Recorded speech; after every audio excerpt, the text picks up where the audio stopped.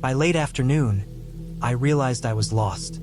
My map no longer made sense, and the compass indicated a direction that seemed wrong. I tried to retrace my steps, but everything looked the same. Dense trees, uneven ground, tangled roots, and shadows that played tricks on my eyes. Panic set in. I stopped moving, took a deep breath, and tried to calm myself. I reminded myself of the basics. Stay put if lost, conserve energy, and stay hydrated. I looked around for any sign of a trail or marking, but there was none. The forest had swallowed everything familiar. I made the decision to find a place to camp for the night. I found a small patch of ground slightly elevated from a nearby swampy area. I set up my tent as quickly as possible, checking for hazards, and settled inside. Sleep was again difficult. Every sound outside made me jump. Around midnight, I heard it again. Footsteps, deliberate and slow, circling my tent. My heart raced. I whispered to myself that it was probably an animal, but the steps were too heavy, too human. I checked my knife and bear spray. I stayed awake for hours, listening, straining to hear any movement outside. Eventually, exhaustion overcame fear, and I drifted into a shallow sleep. Morning brought relief and clarity. I realized I could not stay where I was. I had to find a way out. I packed quickly, scanning the forest for landmarks. Using the sun, my compass, and fragments of memory from the previous day, I tried to establish a route. Hours of climbing, slipping, and careful navigation passed. My legs were sore, my clothes torn, and my stomach growled from insufficient food. But I pressed on, focused on the goal: get back to civilization. By late afternoon, I saw a break in the trees, a faint outline of a road. My pulse quickened. I hurried through the underbrush, each step bringing relief.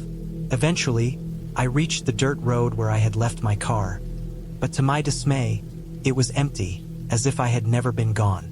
I ran down the road, shouting, waving my arms, hoping to find someone, anyone. Eventually, a car appeared, a family driving back from the mountains. I flagged them down, relief washing over me in a wave. They offered water and food, and I explained, as best as I could, that I had been lost. The authorities were contacted, and a ranger team arrived. They checked the area where I had been camping and walking. The tracks confirmed that I had not imagined the signs. Someone had been following the same paths, possibly a hiker or an off-trail traveler, though no one had seen them.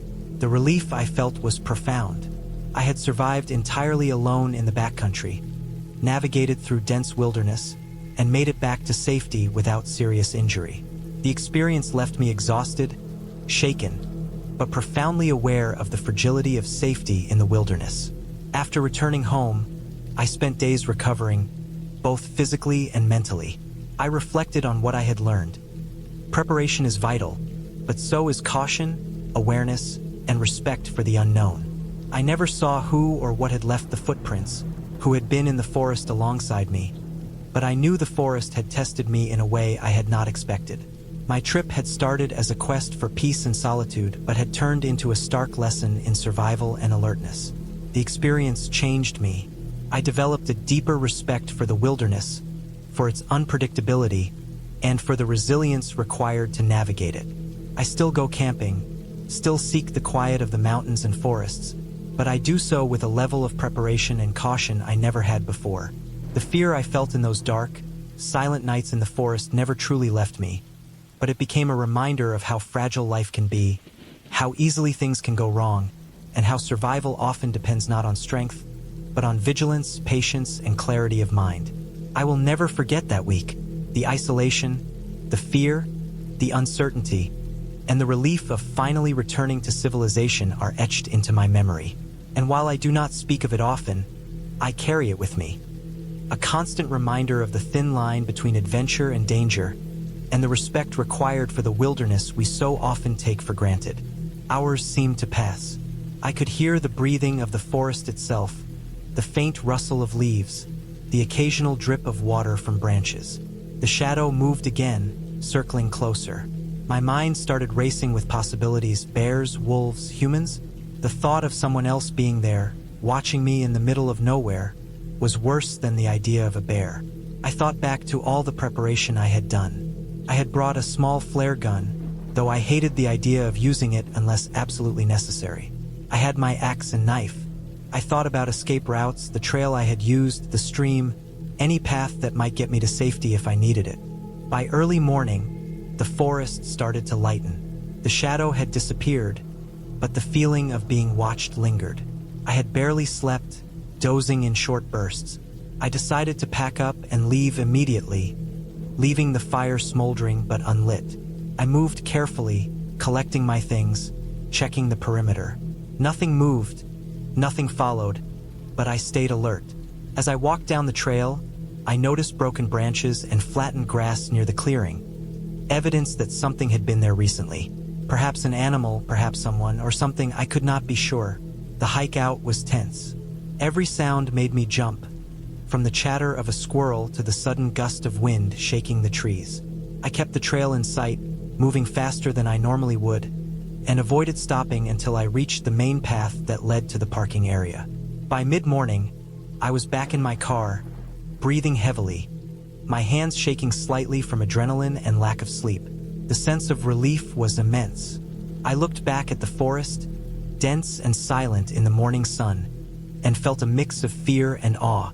Nature was beautiful and dangerous, indifferent and powerful, and I had felt its weight in a way I would not forget. When I returned home, I unpacked my gear and examined it carefully. Nothing had been taken or damaged, but the marks around the clearing told a story I could only guess at. Over the following days, I reflected on what had happened. It wasn't supernatural, it wasn't a ghost or fairy tale. What I had experienced was entirely real. The forest was alive with creatures and possibly humans who moved unseen. I had survived, but I had learned something crucial. Respect for the wilderness was more than preparation. It was awareness, vigilance, and humility. From that moment, I understood that the peace I loved in the forest was inseparable from its danger, and that danger was not always obvious, sometimes hidden in the shadows of a quiet night.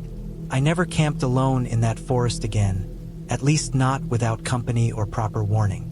But I did return eventually to different forests with careful planning and a renewed sense of respect.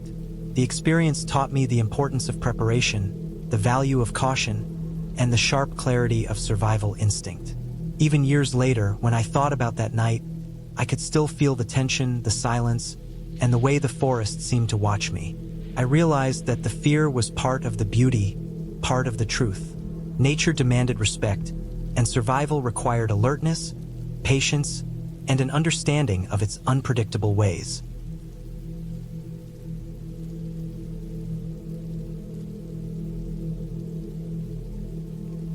I had been planning the trip for months, going over maps, lists, and supplies until every detail felt accounted for. I wanted to get as far away from people as possible, deep into the wilderness where there were no roads, no cabins, and no signs of anyone else. My goal was simple: spend a week entirely alone in the backcountry with nothing but a backpack, a tent, and my gear. I imagined it would be peaceful, a rare kind of silence where I could just exist in nature without interruptions. I did not imagine how easily things could go wrong. I left my car at a small trailhead off a narrow dirt road, far from any town. It was early morning, just after dawn, and the forest felt alive in a way that was hard to describe. Sunlight filtered through the leaves, falling in golden streams that lit up the forest floor. There was a fresh smell in the air, damp earth mixed with pine and wildflowers. I hoisted my backpack, heavier than I had expected, but balanced well enough with everything packed neatly.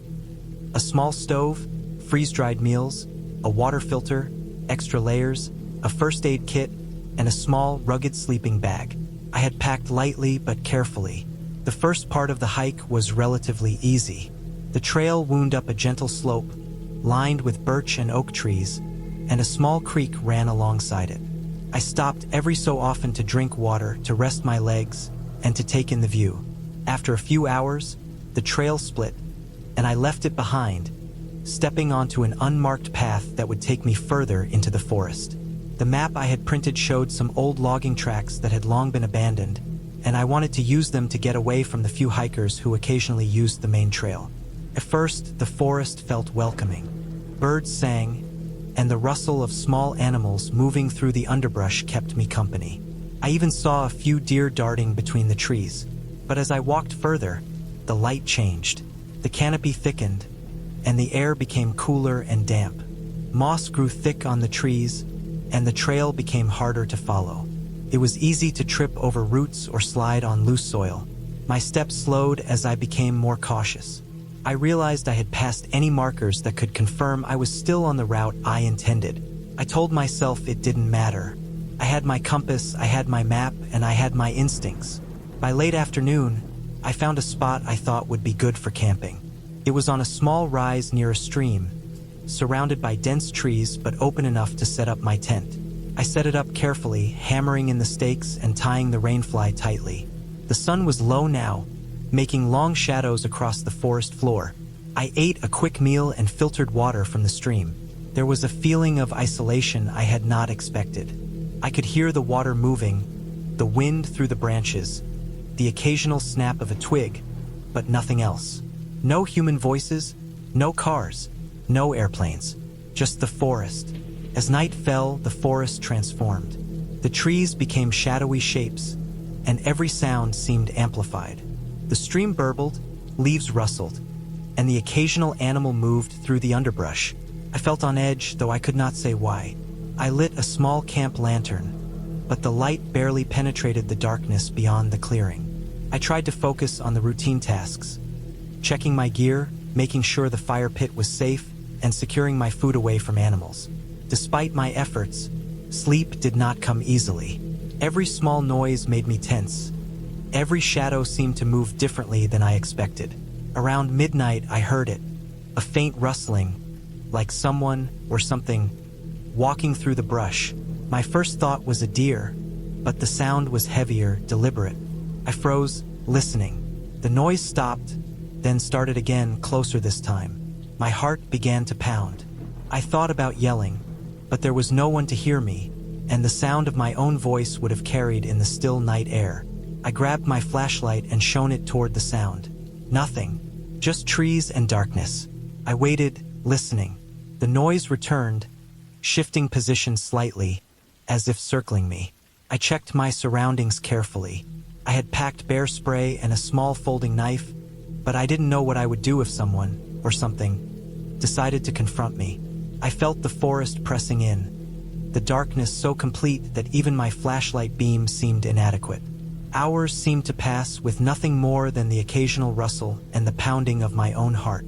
Eventually, I managed a fitful sleep in my tent, though I kept my flashlight and bear spray within arm's reach.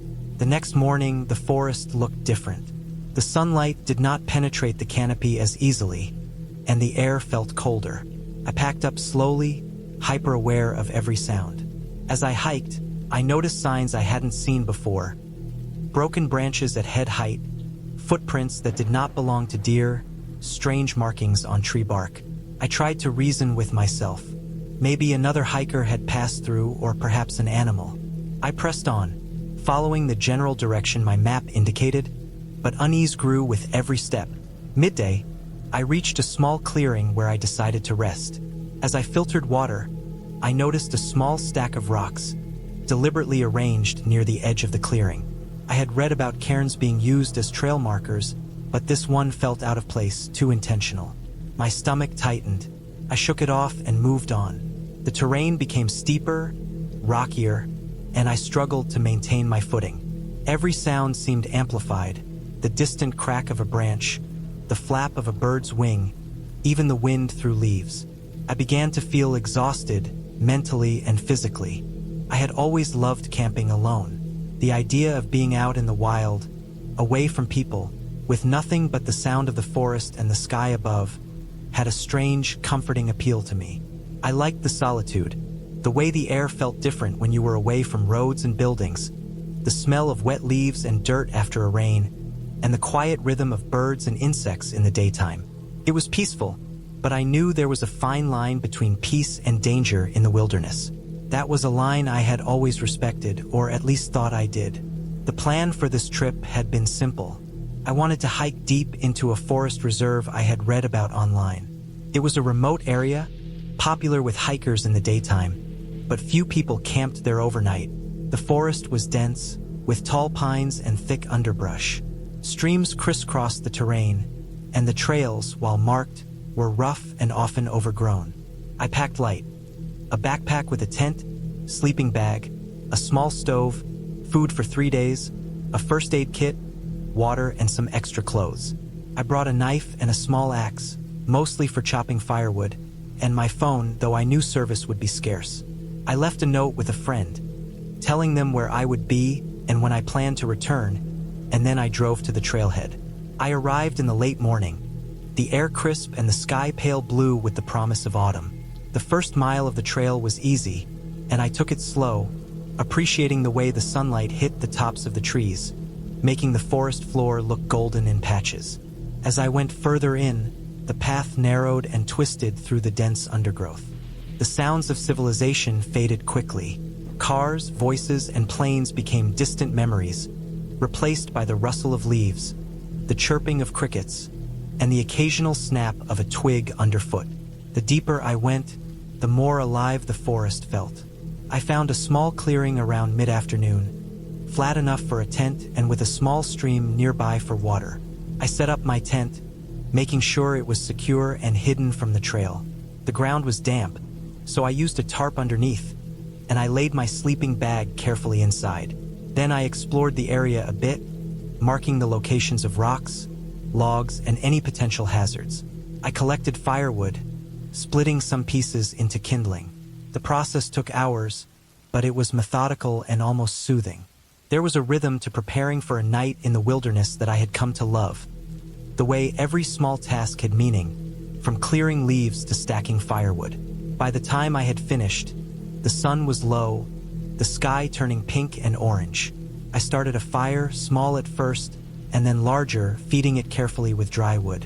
The flames crackled, sending up smoke that mingled with the smell of pine and wet earth. I cooked a simple meal over it, rice with canned beans and some dried meat, and sat back to watch the smoke rise. Shadows stretched long across the clearing, the forest suddenly feeling enormous and mysterious. I felt a small thrill of unease as the light faded. Night in the forest was not like night in a town or even a quiet countryside. It was thicker, darker, almost solid. The trees seemed to lean closer, their shapes twisting in the firelight.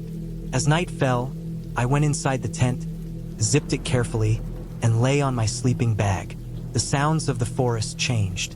The daytime birds were silent. Crickets and other insects became louder, a steady background to the occasional snap of a branch or the movement of some unseen animal. I slept lightly, waking several times to adjust or listen. Around midnight, I woke fully. Something had shifted outside. My tent flap moved slightly, like something brushed against it. I froze, listening. There was a faint rustle in the underbrush, too deliberate to be the wind. My heart rate sped up. I considered the possibility of a deer or a raccoon, maybe a fox, but something about the sound felt heavier, slower, deliberate. I unzipped the flap just enough to peek out. It was difficult to see in the darkness, but the fire had burned low, leaving a faint glow. I caught a movement among the trees, a shadow that seemed too large for a small animal. I felt the hairs on my neck stand up. I didn't panic immediately. I reminded myself that wild animals in these forests were usually cautious of humans, and any threat would likely make noise or flee. Still, the movement continued, circling around the clearing. My first instinct was to grab the knife, but I remembered that sudden movements might provoke an animal if it was close. I stayed still, watching.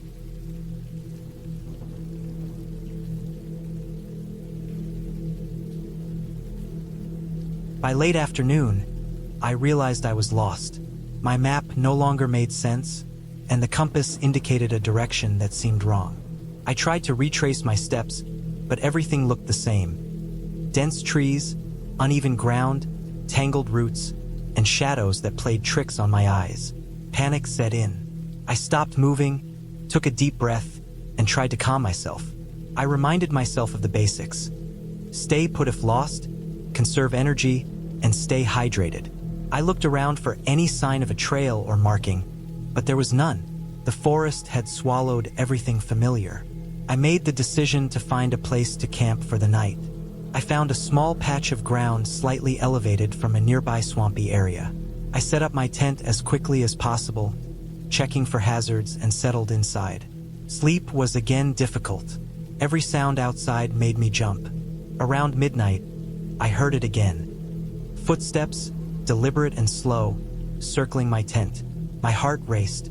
I whispered to myself that it was probably an animal, but the steps were too heavy, too human. I checked my knife and bear spray. I stayed awake for hours, listening, straining to hear any movement outside. Eventually, exhaustion overcame fear, and I drifted into a shallow sleep. Morning brought relief and clarity. I realized I could not stay where I was. I had to find a way out. I packed quickly, scanning the forest for landmarks. Using the sun, my compass, and fragments of memory from the previous day, I tried to establish a route. Hours of climbing, slipping, and careful navigation passed. My legs were sore, my clothes torn, and my stomach growled from insufficient food. But I pressed on, focused on the goal: get back to civilization. By late afternoon, I saw a break in the trees, a faint outline of a road. My pulse quickened.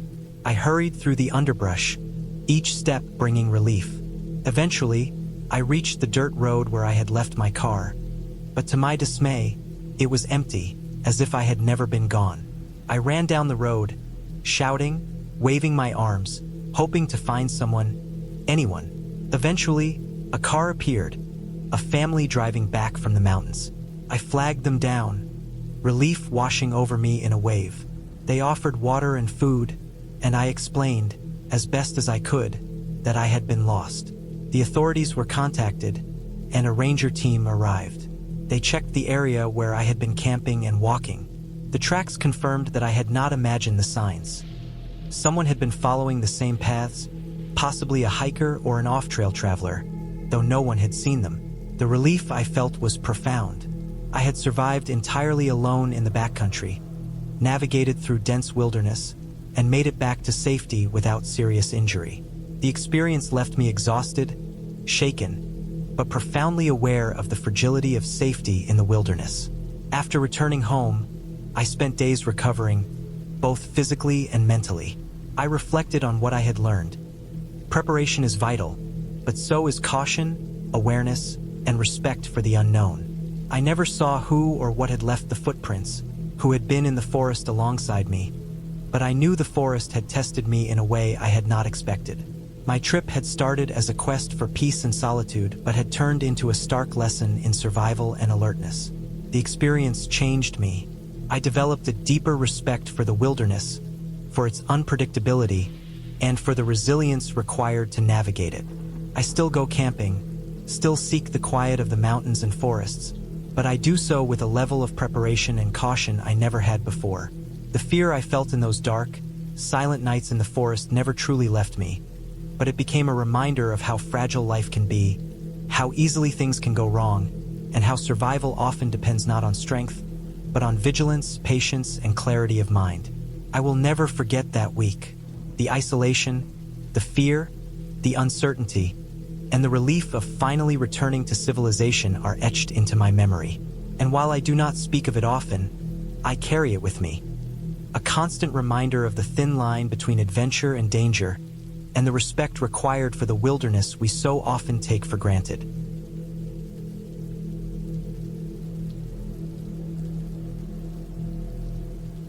I drove without stopping, the forest receding behind me.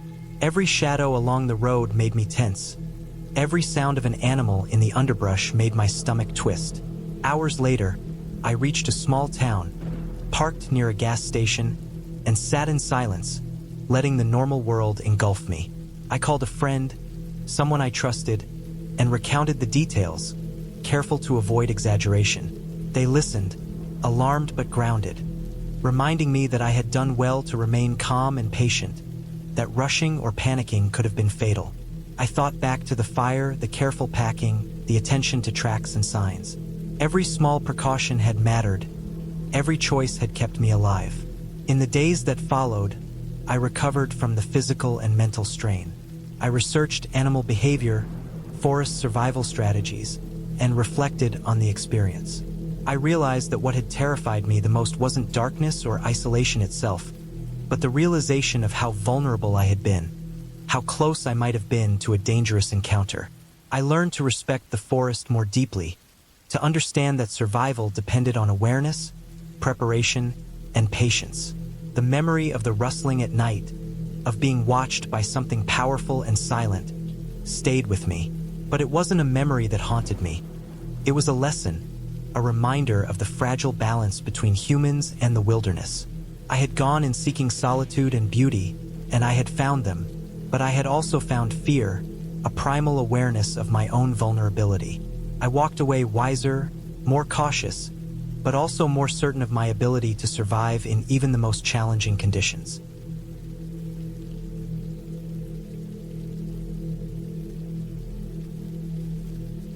I had planned the trip for months. I needed the kind of solitude only the deep forest could provide, the kind of quiet that made the normal world feel distant and unimportant. I had chosen a campsite far from the usual trails, a place marked on the map but rarely visited. The drive-in had taken longer than I expected, the narrow dirt roads twisting and turning through dense stands of pine and fir. My car was loaded with all the essentials: a tent, sleeping bag, cooking equipment, enough food and water for several days, and an emergency kit I had meticulously prepared. Despite all the preparation, a small knot of unease had been growing in my chest since I turned off the main road. The forest felt heavier, thicker, almost suffocating. It wasn't frightening in a fantastical sense, but it was the kind of feeling you get when you know the place is untouched and you are utterly alone in it. I reached the campsite just as the sun began to dip below the ridges, casting long shadows between the trees. The clearing was small, encircled by tall pines, their needles soft underfoot. I could hear the distant rustle of branches, small animals moving about, maybe deer or raccoons. I parked, unloaded my gear, and set up my tent near the edge of the clearing, a bit closer to the trees for shelter from the wind. Setting up camp was methodical. First the tent, then the sleeping bag inside it, finally arranging my supplies so I wouldn't have to dig through them in the dark. I gathered some firewood and managed to get a small fire going, the smoke curling into the cool evening air. I ate a simple meal of canned beans and bread, washing it down with water from my thermos.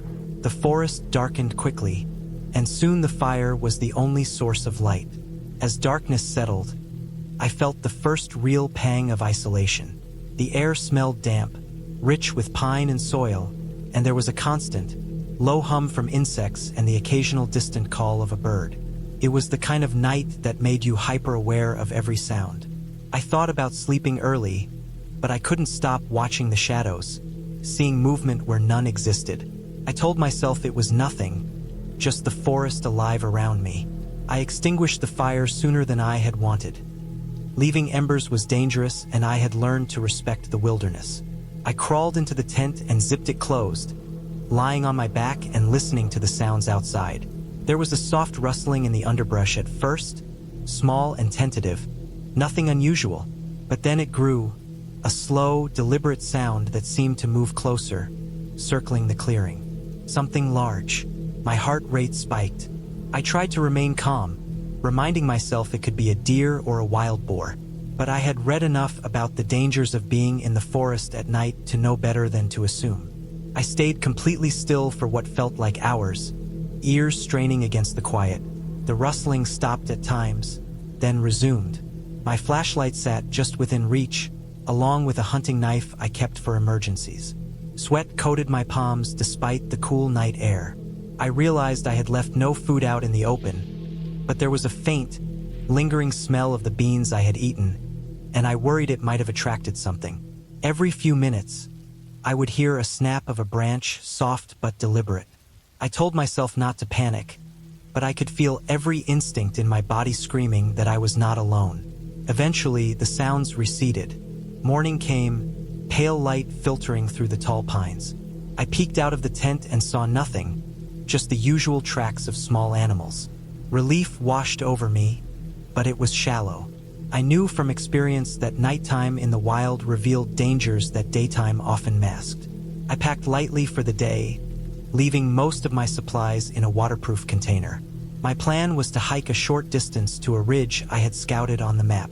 It offered a good view of the surrounding area and a place to photograph the forest. The morning air was crisp, smelling of wet earth and pine. The forest seemed different under daylight, almost deceptively peaceful. I moved carefully, boots crunching on the needles, knife at my belt, water and small snack in my pack. The ridge was only a couple of miles away, but the terrain was rough. Roots, rocks, and uneven ground slowed me. I tried to stay aware, scanning constantly. Occasionally, I would hear distant cracking or movement, reminding me that other creatures shared the forest. Birds called, insects buzzed, but I kept noticing oddities. Broken branches and patterns that seemed deliberate, tufts of fur caught on low branches. By midday, I reached the ridge. The view was breathtaking. Rolling hills, dense forest stretching as far as I could see, a river winding like a silver ribbon. I sat for a long while, taking in the sight, feeling the sweat dry on my skin. It was beautiful but isolating, a reminder that I was far from help, far from any civilization. I stayed for over an hour, drinking water, snacking, and taking photographs. On my return, I noticed more signs that something large had passed through recently. Deep tracks in the soft soil, areas where branches were broken and trampled. I felt tension grow in my chest. I had thought the night was over, that my only danger had been imagined or minor. But now it seemed I had stumbled into the territory of something substantial. I moved faster, keeping my eyes on the ground and scanning the surrounding trees. Returning to camp, I tried to settle into routine, but the unease persisted. I prepared food cautiously, keeping everything sealed. I built a slightly larger fire than the previous night, the crackling flames and smoke giving me some sense of security. I spent the afternoon reinforcing my tent area, clearing brush around it to reduce hiding spots and potential surprise approaches. I knew from experience that the wild was indifferent to humans, and I respected it, but I also knew that underestimating it could be deadly. I went to bed early again, listening to the forest. The sounds were quieter now, but I remained alert, senses honed, aware of every small movement or shift in the wind. The second night, the rustling began again, but closer this time. It wasn't subtle. Something large was moving around the clearing, circling my camp. My pulse accelerated. I sat completely still, flashlight in hand, knife within reach. I waited. It passed just beyond the tree-line, close enough that I could hear the breathing, the crunch of leaves under heavy weight. I realized then that it wasn't just a deer. It was too heavy, too deliberate, something that could break through a tent if it wanted. Fear took root. I thought through my options. I could try to scare it away, but the creature seemed patient, calculating. The forest was dark and dense. Running was not safe. I stayed still, listening to the night, telling myself to conserve energy and wait for daylight. Hours passed, the movement shifting but never leaving entirely. I did not sleep. I only lay there, alert, thinking of survival strategies. When dawn finally arrived, pale and muted through the dense canopy, I felt both relief and exhaustion. The rustling had stopped. I waited for full daylight before moving. Carefully, I packed my remaining supplies, making noise to try to signal that I was awake and present. It seemed to work. Nothing approached. I tore down the tent, secured everything, and started the trek back toward the main trail. I did not stop for the ridge view this time. Every step was cautious. I followed streams and natural markers I had memorized from the map, moving faster as I approached known territory. The tracks I had seen on the way in were everywhere, deep, large, and unmistakable. I realized I had been within striking distance of a large predator, possibly a bear. Panic mingled with relief as I emerged from the dense forest onto the dirt road I had driven in on. My car was exactly where I left it. I locked it quickly and started the engine, my hands shaking, glancing nervously into the surrounding trees until the vehicle was moving. I had planned this trip for months, making sure I had every little thing packed. A sturdy tent, sleeping bag, portable stove, enough food for 4 days, water filters, a first aid kit, extra clothes, batteries, a headlamp, maps, a compass, and even a small folding chair. I wanted this trip to be perfect. It was late September, and the weather was just starting to cool. The leaves were turning shades of orange and red, painting the forest in deep, warm colors. I had chosen a remote area in the mountains, a place that promised quiet, isolation, and a chance to escape the noise of the city. The first day was uneventful. I parked my car at the trailhead early in the morning, unloaded my gear, and strapped on my pack. The air was crisp, carrying the scent of pine and damp earth. Birds flitted between the trees, and somewhere far off, a stream babbled quietly. I hiked steadily, taking care to follow the trail markers. My pack felt heavy at first, but after a few miles, my muscles loosened, and I settled into a rhythm. By late afternoon, I found a small clearing that seemed perfect for setting up camp. A flat area, surrounded by trees that would block the wind, with a small ridge nearby that offered a view of the valley below. I pitched my tent meticulously, securing each corner with stakes, checking the fly, making sure it was taut. I gathered firewood, small branches, and dry twigs, testing their dryness with a small spark. The sun was low when I finally managed to start the fire, the first orange flames licking at the wood. I cooked a simple meal, ate slowly, savoring the quiet and the smell of smoke and cooked food blending with the forest air. As night fell, the forest changed. The shadows deepened, stretching across the clearing. Every sound seemed louder, sharper. The crackle of the fire, the rustling of leaves, the distant call of an owl. I felt a shiver, a small unease I tried to dismiss. I knew it was normal, the forest at night was different. But then came a noise that made me freeze completely. It wasn't the wind, and it wasn't an animal I recognized. Something heavier, slower, crunching over dry leaves, moving carefully but with weight. My heart started to race. I grabbed my flashlight, sweeping it across the trees, and my stomach tightened when I saw nothing. The sound stopped, as if it had known I was listening.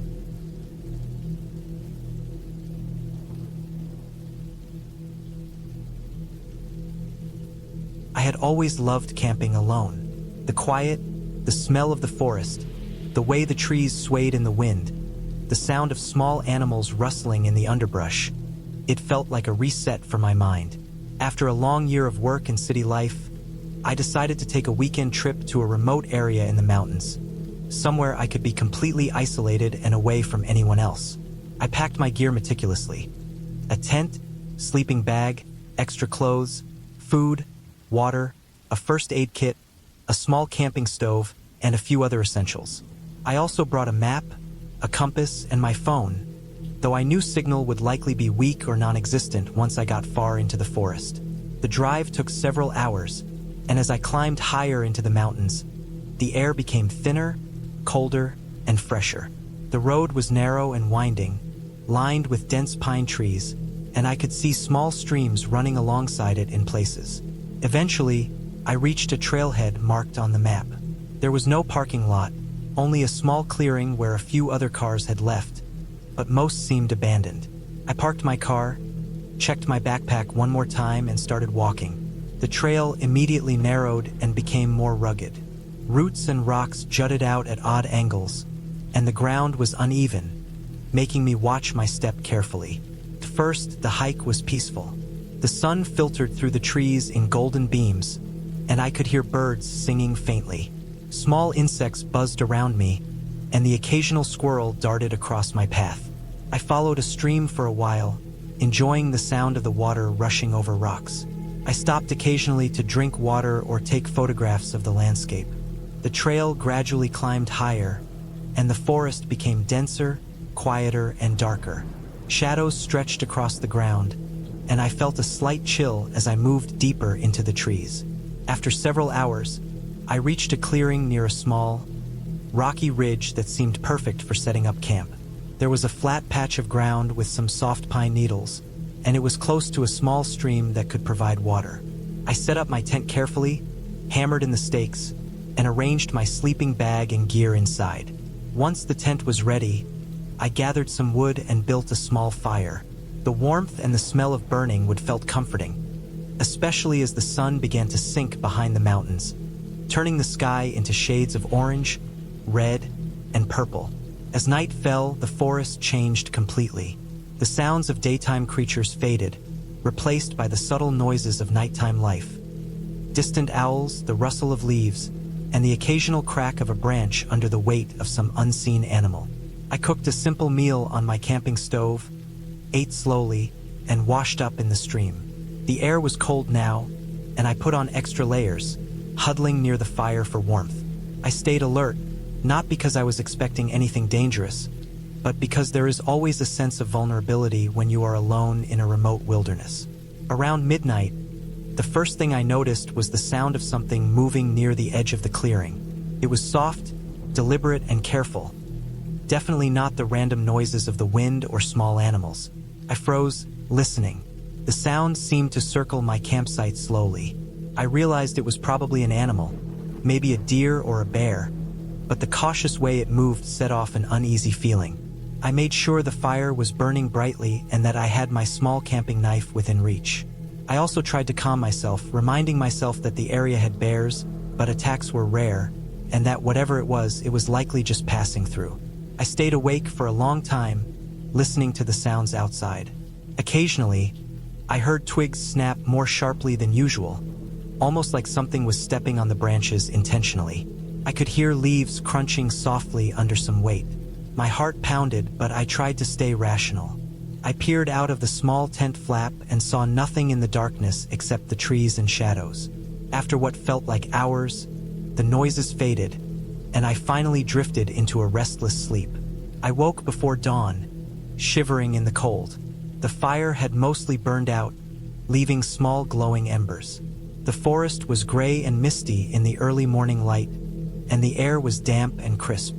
I packed a little wood to restart the fire later and went to the stream to wash my face and refill my water bottle. As I looked around, I noticed something strange. There were footprints around my tent. They were large, wide, and deep in the soft earth near the stream. I examined them carefully. They were not human, too large, too long, and the shape suggested claws. My stomach tightened. This was no small animal. The prints circled the tent, coming as close as 5 feet from the entrance. I realized I had been much closer to a wild animal than I had thought. My mind raced through possibilities. A bear? A mountain lion? Or some other large predator? I packed up my tent quickly, making sure not to make too much noise, and loaded my gear into my backpack. I decided to abandon the ridge and move to a safer area lower down, closer to the main trail where I could get help if needed. I didn't want to risk lingering near the stream where whatever had left the prints might return. As I hiked down the mountain, I stayed alert, scanning the trees and underbrush for movement. I made deliberate noise with each step, kicking small rocks and snapping twigs, knowing that most wild animals avoid humans if they can hear them. The forest felt oppressive and heavy, the mist thickening and hiding shapes in the distance.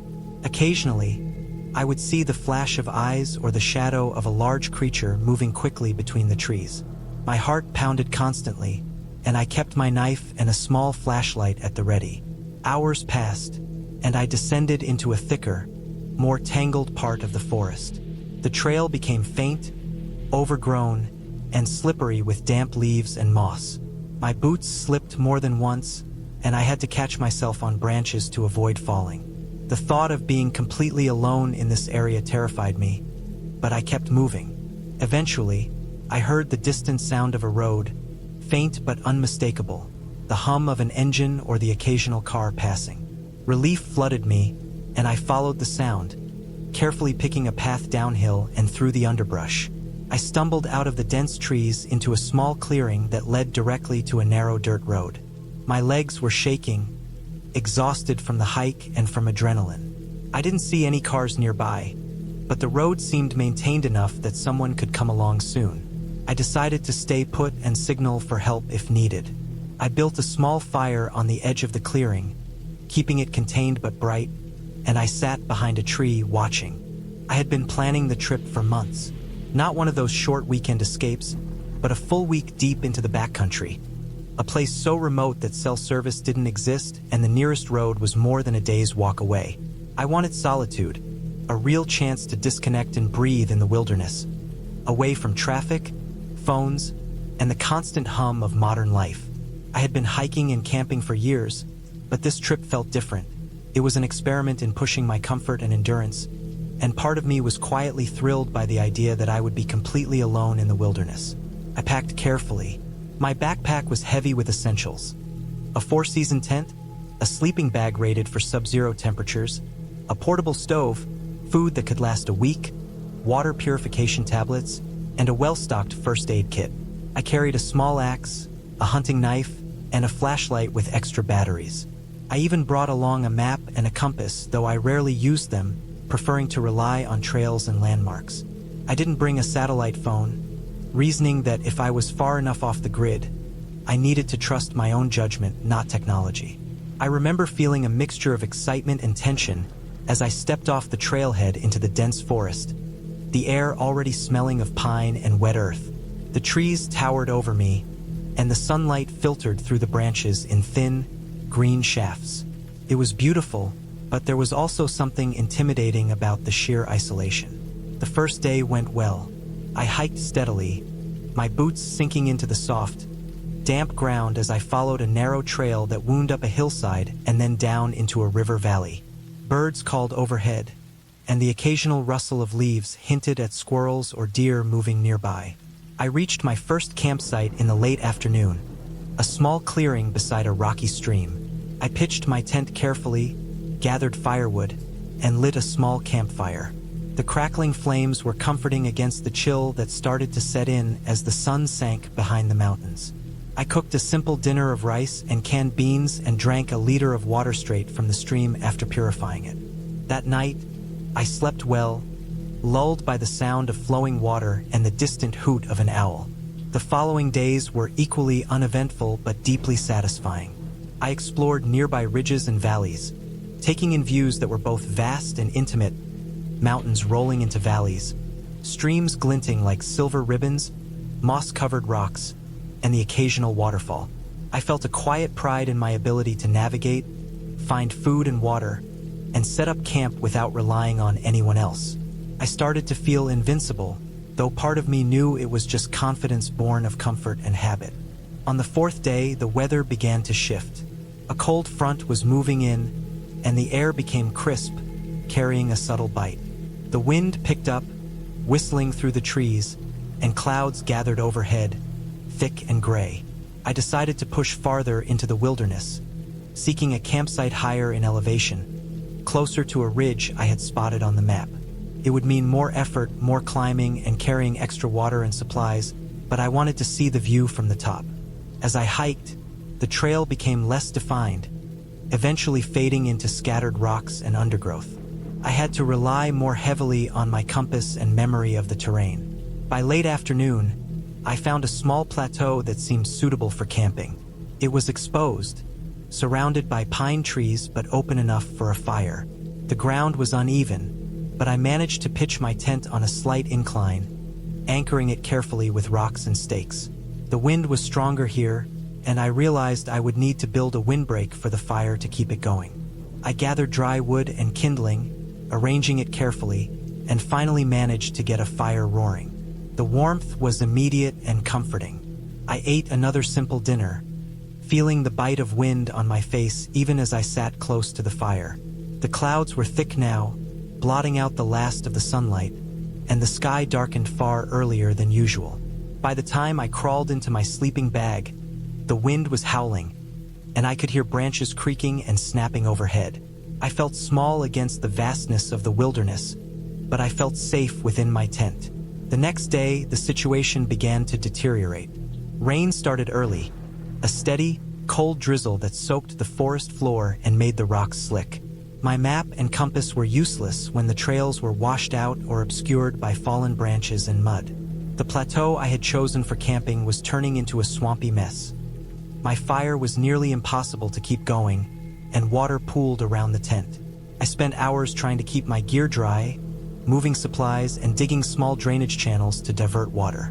By late afternoon, The wind intensified and the rain became heavier, turning into a storm. I realized that staying put was dangerous. The plateau was exposed, and I didn't want to risk a tree falling on the tent or being struck by lightning. I made the decision to descend to the valley below, a path I had climbed in earlier days and knew was somewhat safer. It was slow going. The rocks were slick, my boots slipping in the mud, and I had to constantly stop to catch my breath. Each step required focus. One misstep could mean a twisted ankle or worse. The forest around me was transformed by the storm. Streams were swollen, and the familiar sounds of wildlife had vanished, replaced by the relentless patter of rain and the occasional groan of stressed trees. I realized how alone I truly was. If anything went wrong, there was no immediate help. After hours of slow, careful movement, I reached a slightly lower area with thicker trees that provided some cover.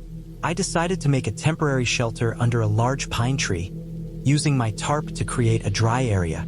My clothes were soaked, my boots filled with water, and my hands were raw from gripping wet rocks and branches.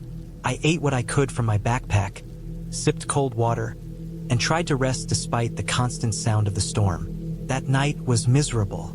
Rain slashed sideways through the trees, the wind rattled branches like bones, and I had little protection from the cold. I barely slept, shivering in my soaked sleeping bag, my body tense and alert. The morning brought no relief. The storm had left the terrain dangerous. Trails were gone, trees blocked paths, and streams had turned into raging torrents. I had to make a choice: stay put and wait for rescue, or attempt to descend further toward the main river valley where I might find a trail or human presence. I chose to move, knowing that waiting without food or shelter could be just as dangerous. The descent was brutal. Mudslides, falling branches, and hidden crevices made every step a challenge. My legs ached, my feet were blistered, and my hands were raw from gripping branches and rocks for support. At one point, a tree branch snapped under my weight, and I fell into a shallow stream, soaking myself further and scraping my knee on jagged rocks. Pain and exhaustion set in, but I forced myself onward, motivated by the thought of reaching safer ground.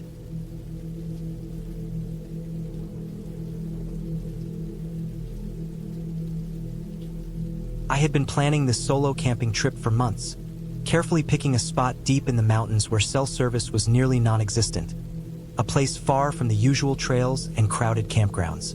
I wanted silence, isolation, and a chance to test myself against the wild on my own. The drive up the winding roads was long, tires crunching over loose gravel, the air growing thinner and colder as I climbed. By the time I reached the trailhead, the sun was just beginning to sink behind the mountains, casting long shadows that stretched like fingers across the forest floor. I parked my car, checked my gear one last time, and hoisted my backpack onto my shoulders. It was heavy, full of the essentials: tent, sleeping bag, stove, water, and a week's worth of food. The first steps into the forest were always the hardest. Everything smelled of pine and damp earth, and the only sounds were my boots crunching on leaves and twigs. At first, it felt peaceful, the kind of peace that makes you forget the world outside exists. But as the light began to fade, a subtle unease started creeping in, like a shadow brushing against the back of my neck. The trail narrowed, twisting between thick trunks and underbrush. Every step seemed louder than the last.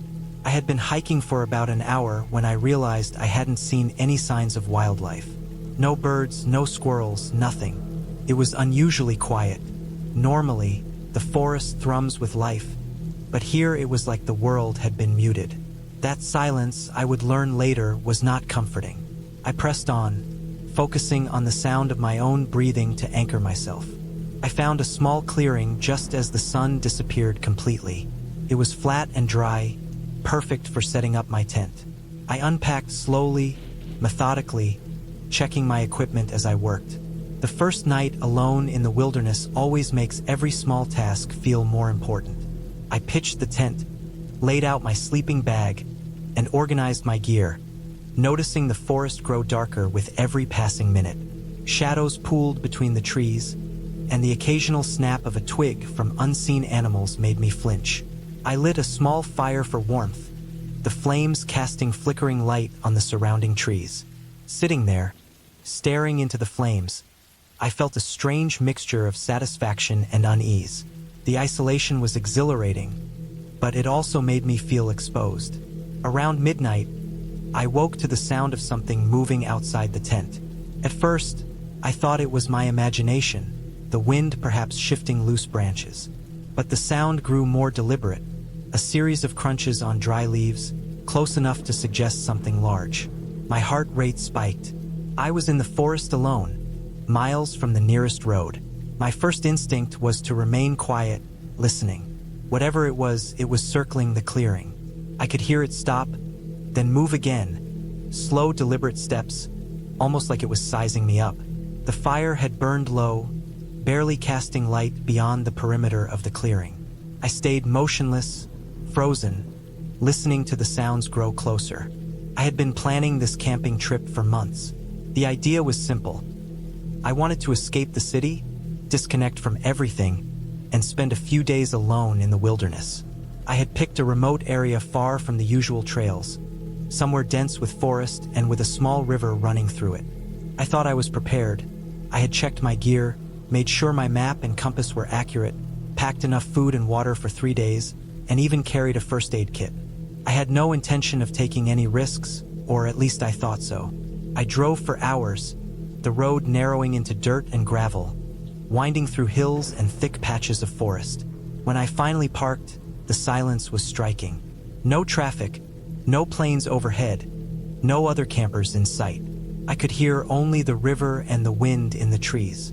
I unloaded my gear, carrying my backpack and camping supplies to a small clearing I had noticed on the map, just far enough from the road to feel remote but close enough to reach in case of emergency. The ground was uneven, littered with fallen branches and rocks, but I managed to set up my tent, secure it tightly against the occasional gust of wind, and arrange my sleeping bag inside. The first night was peaceful. I built a small fire near the riverbank, careful to keep it contained, and watched the flames dance against the darkness of the forest. The sounds of night were unfamiliar but soothing. The distant howl of a coyote, the rustle of small animals through leaves, the occasional splash of the river against stones. I went to sleep feeling tired but secure, confident in my planning and preparedness. When I woke the next morning, the weather had changed. Clouds had rolled in overnight, and a thick fog hung low over the river, making the trees seem like tall, gray silhouettes. I ate a quick breakfast and decided to explore the area, keeping the river on my right. The forest was dense, the underbrush thick and wet from the previous night's dew. I followed a faint game trail, thinking it might eventually loop back to my campsite. Hours passed, and I realized I had gone farther than I intended. The forest seemed denser now, the trees close together, branches scratching at my clothes. The fog reduced visibility to barely 10 or 15 meters ahead, and the light from the overcast sky made everything appear gray and distorted. That was when I first noticed the footprints. They were large, deep, and human-like, but spaced too far apart, almost as if the person, or whatever it was, had unusually long legs. At first, I thought it might have been a hiker, but there was no other sign. No discarded wrappers, no campsite, no broken branches marking human movement. Just the footprints. They led deeper into the forest, curving along the riverbank, disappearing into the thicker trees. I felt a tight knot in my stomach. Something didn't feel right. I debated following them to see where they led, but I reminded myself that the sensible choice was to turn back. I retraced my steps slowly, keeping an eye on the ground and my surroundings. The fog made it hard to maintain orientation, and I realized after a while that the river, which had been on my right, now seemed distant and obscured. Panic started to rise. I stopped to check my compass, then pulled out my map.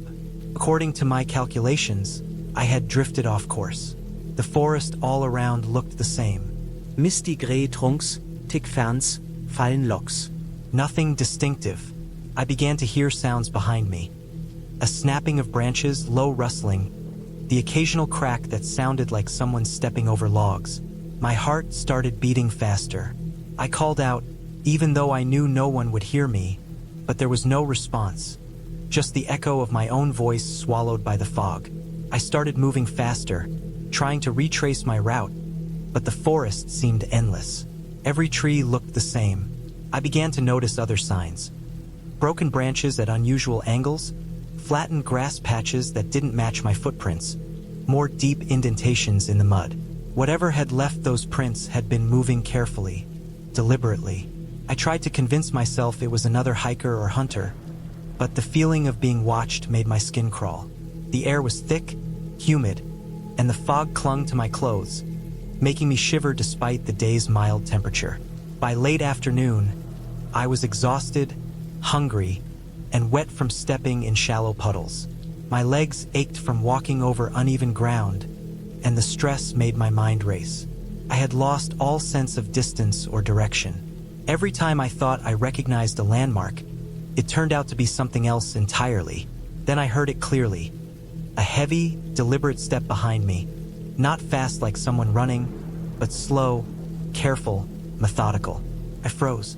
My mind tried to rationalize it. Maybe it was an animal, but the rhythm was distinctly human, too precise to be a deer or coyote. I crouched behind a tree, trying to make myself small, hoping the fog would conceal me. The steps continued, coming closer, then pausing, almost as if whoever it was watching me move. Hours passed in that terrified crawl through the fog.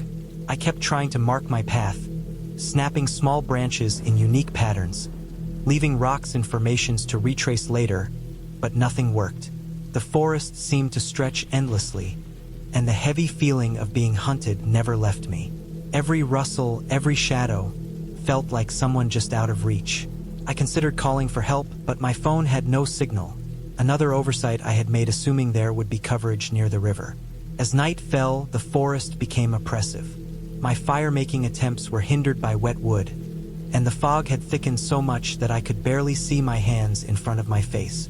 I found a shallow depression in the ground, near the base of an old tree, and decided to stay put. I covered myself with my emergency blanket, shivering despite my exhaustion. I could hear breathing. Sometimes it sounded close, sometimes distant, but always there. I didn't dare move.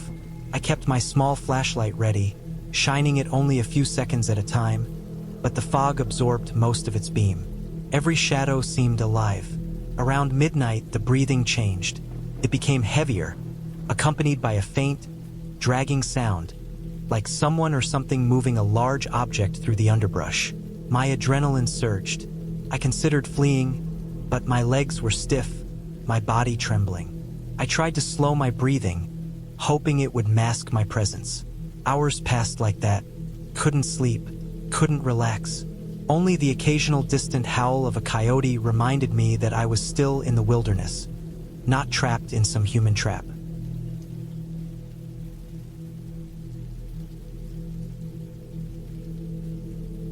I decided to leave. I grabbed my pack, checked that my tent was secure, and quietly moved toward the trailhead. The moon was bright enough to see, but the forest was still filled with shadows. Every step felt heavy, like the forest itself was watching. I moved quickly but carefully, avoiding roots and rocks. The sounds followed me intermittently, but I kept moving. I wasn't sure if it was an animal or a person, but I didn't want to find out. After what felt like hours, I finally reached a fork in the trail I recognized from earlier. I took a path that led downhill, hoping it would take me closer to my car. My legs were tired, my breathing heavy, but fear kept me moving. Then I heard it again, a loud crack, very close this time. I froze, shining my flashlight into the darkness. A figure stepped into the faint light, a human, tall, wearing dark clothing, a hood covering their head. My heart leapt into my throat. I had a split second to react. I held my stick tightly and made a loud noise, shouting instinctively. The figure hesitated, then bolted into the trees. I didn't stop running. I followed the trail as fast as I could, adrenaline carrying me down the slope. Eventually, the forest thinned, and I could see the parking area. My car was there, lights reflecting on the pavement. I ran to it, unlocked the door, and got inside, locking it immediately. My hands shook, and I could barely catch my breath.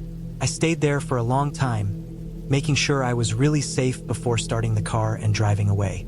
The rest of the drive was tense. Every shadow on the road, every movement on the side of the highway made me jump. I didn't stop until I reached a small town several miles away. I found a hotel, checked in, and finally allowed myself to relax.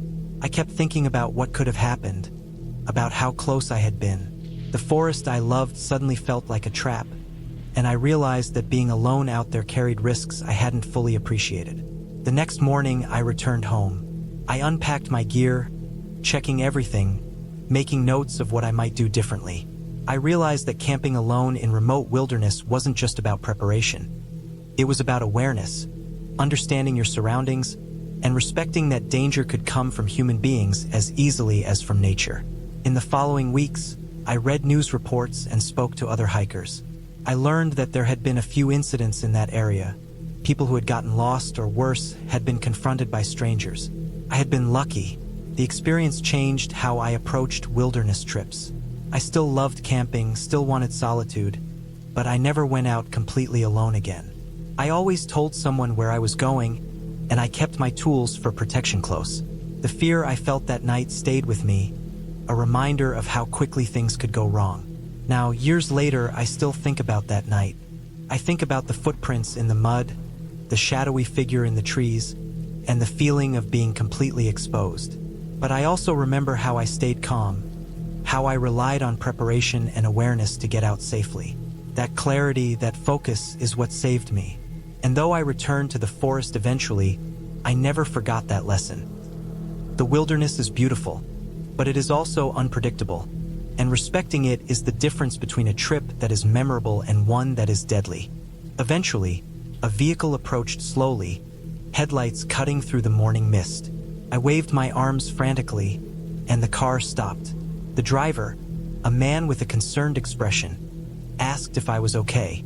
I explained briefly that I had been camping alone and that I had seen signs of a large predator near my campsite.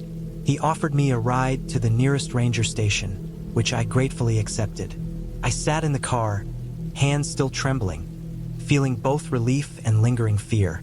At the ranger station, I reported what I had seen. They took down details about the prints and the approximate location of my campsite. They mentioned that there had been recent bear sightings in that area, and that hikers had been advised to avoid that ridge. The realization hit me fully. I had been extremely lucky to have gotten away unharmed. I stayed at the station for a while, drinking hot coffee and trying to calm my nerves, watching as rangers prepared to check the area for bears. Later that day, I returned home. The experience stayed with me, replaying in my mind repeatedly. I kept thinking about the prints circling my tent, how close the animal had come, and how quickly I had had to react without panicking. Over time, I began to appreciate the experience not only as terrifying, but also as a harsh lesson in preparation, awareness, and respect for nature. I realized that camping alone in remote wilderness carries real risks, and that even experienced outdoorsmen can find themselves in situations where luck and quick thinking are crucial. Months later, I returned to the mountains, but this time with a friend and more safety measures. We carried bear spray, made extra noise while hiking, and chose campsites closer to main trails. I also shared my story with other hikers, emphasizing caution, awareness, and respect for the unpredictable elements of the wilderness. While I no longer felt the same thrill of complete isolation, I found a different kind of satisfaction. Surviving, learning, and continuing to enjoy the outdoors with a deep sense of respect and mindfulness. In the end, what had started as a simple camping trip became an experience that reshaped the way I approached the wilderness. I learned that fear is not something to run from, but something to acknowledge, to prepare for, and to use as a guide. I also learned that preparation, observation, and quick decision-making can make the difference between a harmless adventure and a dangerous encounter. I returned home safely, changed in subtle ways, more alert, more careful, but also more appreciative of the raw beauty and quiet danger of the wild. The memory of that night on the ridge stayed with me, a vivid reminder of the power and unpredictability of nature, and the importance of respect, caution, and resilience.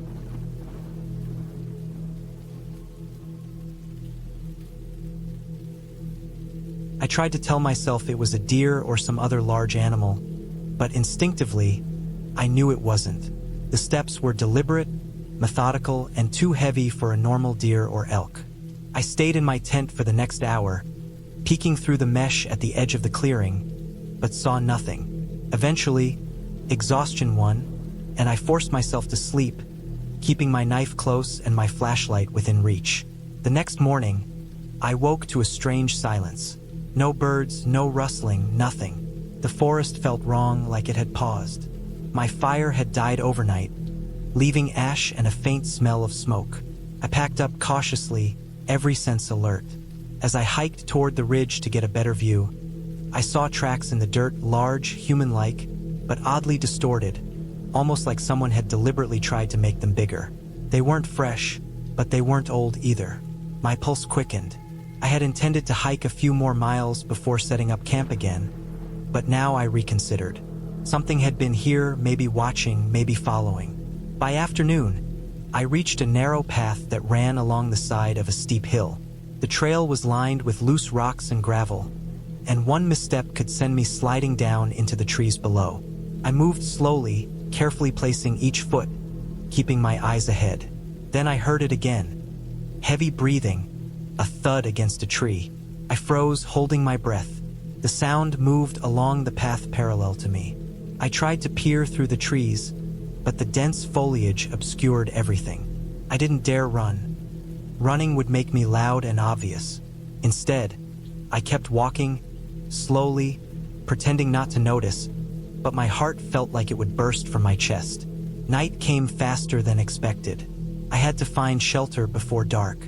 I stumbled upon a small area near a stream, a flat patch of land where I could pitch my tent again. I worked quickly, my hands shaking slightly, glancing toward the trees every few seconds. The sound of movement in the forest didn't stop. Something was circling me, staying just beyond the edge of the clearing. I kept my fire going, piling on dry sticks, creating as much light and noise as possible.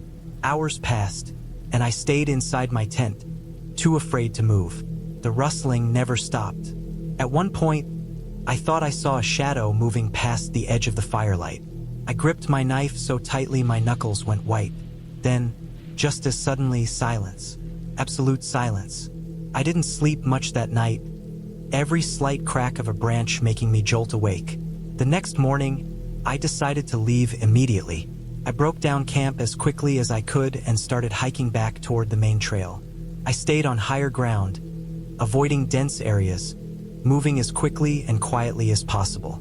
By midday, I felt a little safer, but I knew whatever had been following me was still out there. I found an old logging road, wide enough for a vehicle, and followed it, hoping it would lead me back to civilization. Eventually, after what felt like hours of walking, I saw a sign of human presence. Tire tracks in the dirt, fresh. My hope surged. I followed them, moving faster now. By late afternoon, I finally reached a small ranger station. I was exhausted, sunburned, dehydrated, and terrified, but safe. I told the ranger about the tracks, the sounds, everything. They nodded gravely, explaining that the area had reports of illegal hunting and poachers who sometimes followed campers to steal gear or even capture animals. I realized I had narrowly avoided a dangerous encounter. The ranger drove me back to my car, and I spent the night at a nearby motel, unable to sleep, thinking about how close I had been. I learned afterward that the forest had dangerous human elements just as much as the natural ones, and that preparation wasn't just about gear but about awareness, caution, and avoiding isolation in areas known for illegal activity. That trip, which I had imagined as a peaceful retreat into nature, had become a lesson in vigilance and survival. Even weeks later, I couldn't forget the sound of those heavy steps in the night, the silence that felt like it could swallow me whole, and the way fear sharpened every sense. I still love camping, still love the forest, but I never go into remote areas alone anymore. I learned that sometimes the scariest things are not wild animals or storms, but human threats hidden in the wilderness, and that respect for the unknown includes being aware of other people's presence, not just nature. It started as a trip I thought would be simple, a weekend escape from the city into the wilderness.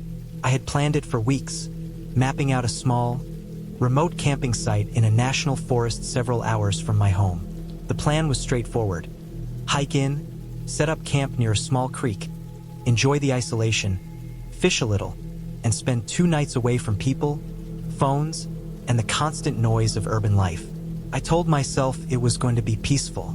In hindsight, the peace I expected was nothing compared to what actually awaited me. The drive to the trailhead was long but calm. I left early on a Friday morning, before the sun had fully risen, so the roads were empty and the air was crisp. By the time I reached the forest boundary, the sunlight had grown warmer, filtering through the tall pines and casting long shadows across the dirt roads. I parked my car in a small lot that was already half empty, the gravel crunching under my tires. I double-checked my backpack: tent, sleeping bag, food, water, basic first aid kit, flashlight, map, and a compass. Everything felt ready. Everything seemed under control. I had done all the planning, studied the topography, and even looked up emergency evacuation routes, just in case.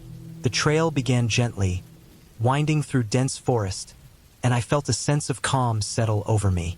Birds sang overhead, their calls echoing softly through the trunks of the trees.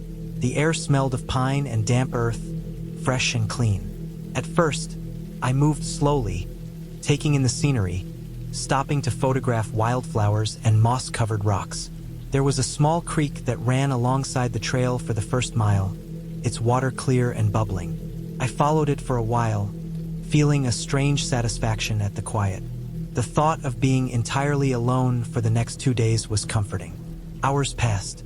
The trail started to incline steadily, and the forest thickened. The underbrush grew taller, brambles and fallen branches snagging at my legs and backpack. The sunlight began to fade as the canopy above thickened, and the forest felt more enclosed, more private. My boots crunched over dead leaves and twigs, my breathing echoing in the sudden silence. It was the kind of silence that felt complete, almost unnatural after the city's constant hum. I had brought my phone, but the signal was gone within the first hour, which I expected. Even the GPS barely worked, leaving me dependent on my map and compass. By mid-afternoon, I reached the spot I had marked on my map for camping. A small clearing opened up near a stream, not too wide, just enough for my tent, and a flat area perfect for a small fire.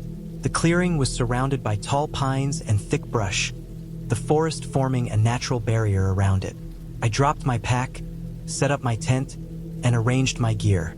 Everything was routine, almost too routine, as if I had done this hundreds of times. I started a small fire using dry wood and kindling I found nearby. The flames flickered and popped, casting long, dancing shadows across the clearing. I spent the rest of the afternoon fishing by the creek. The water was shallow but clear, and I could see small fish darting around the rocks. I caught a few, enough for a simple dinner. The activity was calming, repetitive, almost meditative. The sun sank lower, painting the sky orange and pink behind the treetops. I cooked the fish over my small fire, eating slowly and savoring the taste of something I had caught myself. The forest around me was alive with sound. The rustle of leaves, the distant call of birds preparing for night, the faint gurgle of the creek. As the sun disappeared completely, the forest shifted. Darkness arrived quickly, swallowing the trail, the creek, and the clearing itself. I turned on my flashlight and walked around the perimeter of my camp, just to familiarize myself with the area. Shadows stretched and moved in ways that didn't feel quite right. The forest at night is always different, more threatening, more uncertain. The sounds changed too. The call of nocturnal birds, the snap of a twig somewhere far away, the low rustle of an animal moving unseen. My chest tightened, but I reminded myself it was just the usual wildlife. I had spent enough time in the outdoors to know the difference between fear and real danger. Night deepened, and I crawled into my tent. The sound of the fire crackling was comforting, but it didn't last long. I had barely drifted off when I heard it. A low, dragging sound, faint but deliberate, coming from the underbrush at the edge of the clearing. I froze. It wasn't like the usual snapping of branches or the skittering of a small animal. This was slower, heavier, like something large moving through brush or fallen logs. My flashlight was inside the tent. I considered getting out to look, but every instinct screamed to stay still, make no noise, and observe. Minutes passed, but it felt like hours. The sound moved closer. My heart hammered in my chest. I unzipped the tent slightly, just enough to peer out. The fire was still burning, casting long shadows. The brush around the clearing rustled, and I caught a glimpse of something tall and hunched moving along the edge of the light. I couldn't make out details, just a large silhouette. My mind raced. Bear, maybe a deer caught on a log, or some other animal I wasn't expecting. I knew bears were common in this forest, but the thought of one this close, so deliberate, was terrifying. I reached slowly for my small camping knife, the only weapon I had ready, and clutched it in my hand. I stayed absolutely still, listening. Whatever it was, it didn't make a sound beyond the dragging of something heavy. Then the worst realization hit me: my food. I had left a small bag near the fire, and I realized that any animal attracted by the smell could have come this close because of it. My stomach sank, and I debated my options. Running into the forest was dangerous, but staying could be fatal if it was a bear. I tried to think calmly. I remembered a tip I had read. Make yourself appear larger, make noise, but don't approach directly. I slowly crawled out of the tent, keeping my knife in one hand and grabbing a thick stick in the other. I banged the stick on a log, loud and sharp.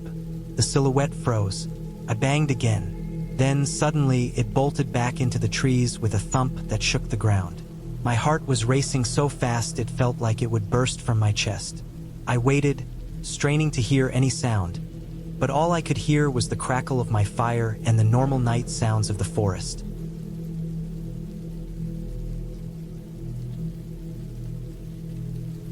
I realized that if it was an animal, it was not something small.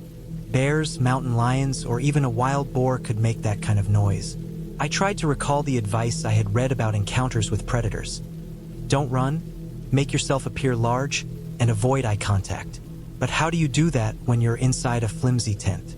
My mind raced through worst-case scenarios, the fear twisting my stomach into knots. The steps stopped. Total silence again. Then, faint scratching at the edge of my tent, like claws trying to find purchase. My instincts screamed at me to grab my flashlight and make noise, but I was paralyzed. The scratching stopped abruptly, replaced by a heavy, slow exhale that was not my own.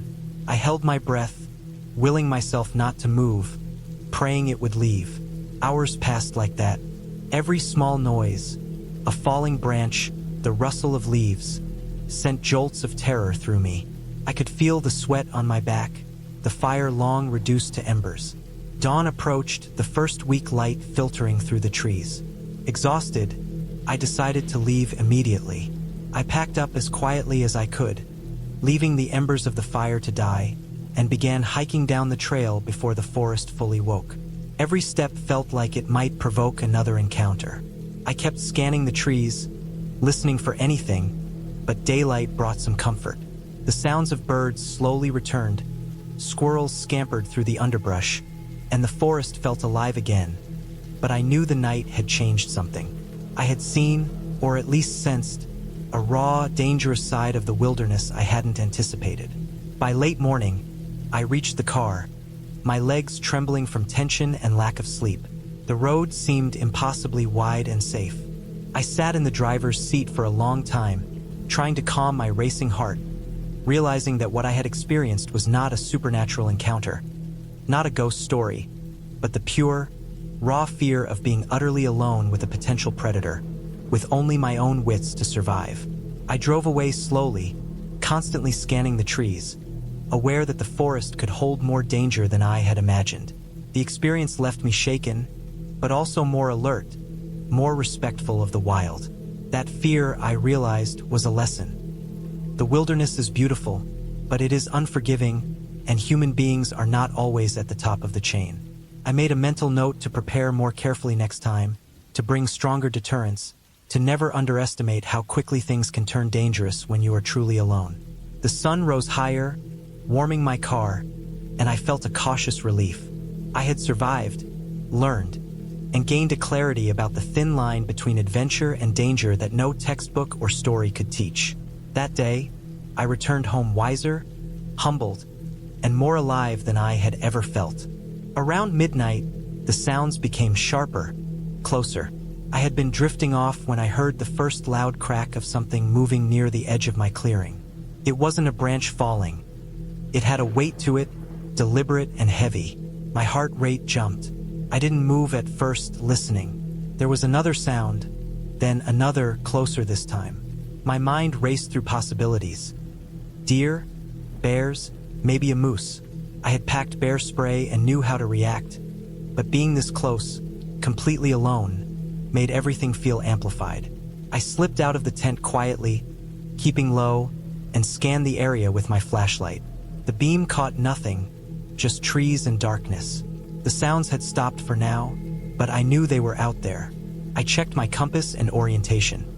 My tent was on a small rise near the lake, and any animal coming toward me would have to cross open ground.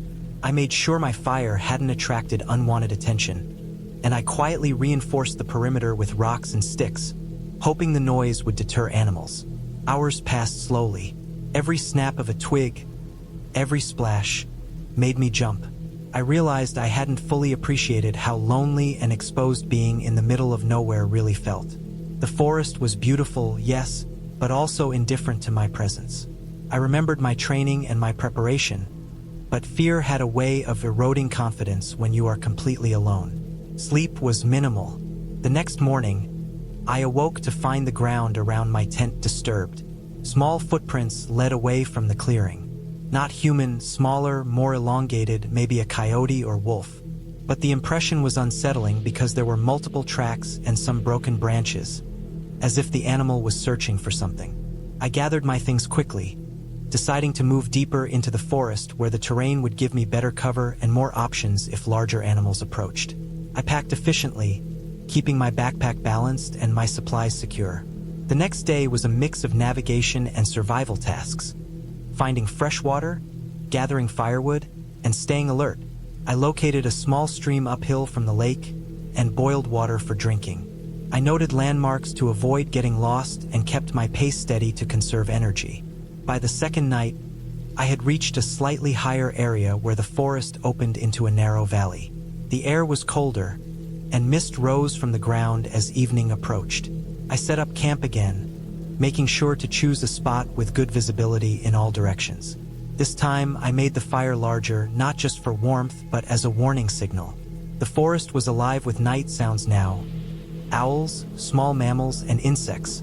Occasionally, I would hear something larger moving through the underbrush. I stayed vigilant, checking my perimeter frequently. Around midnight, the fear returned. A low growl echoed through the trees. Not the high-pitched yips of coyotes, but something heavier. My firelight cast long shadows, and I kept imagining movement beyond them. I remembered the stories I had read about wolf packs in the area, about how bold they could be when desperate.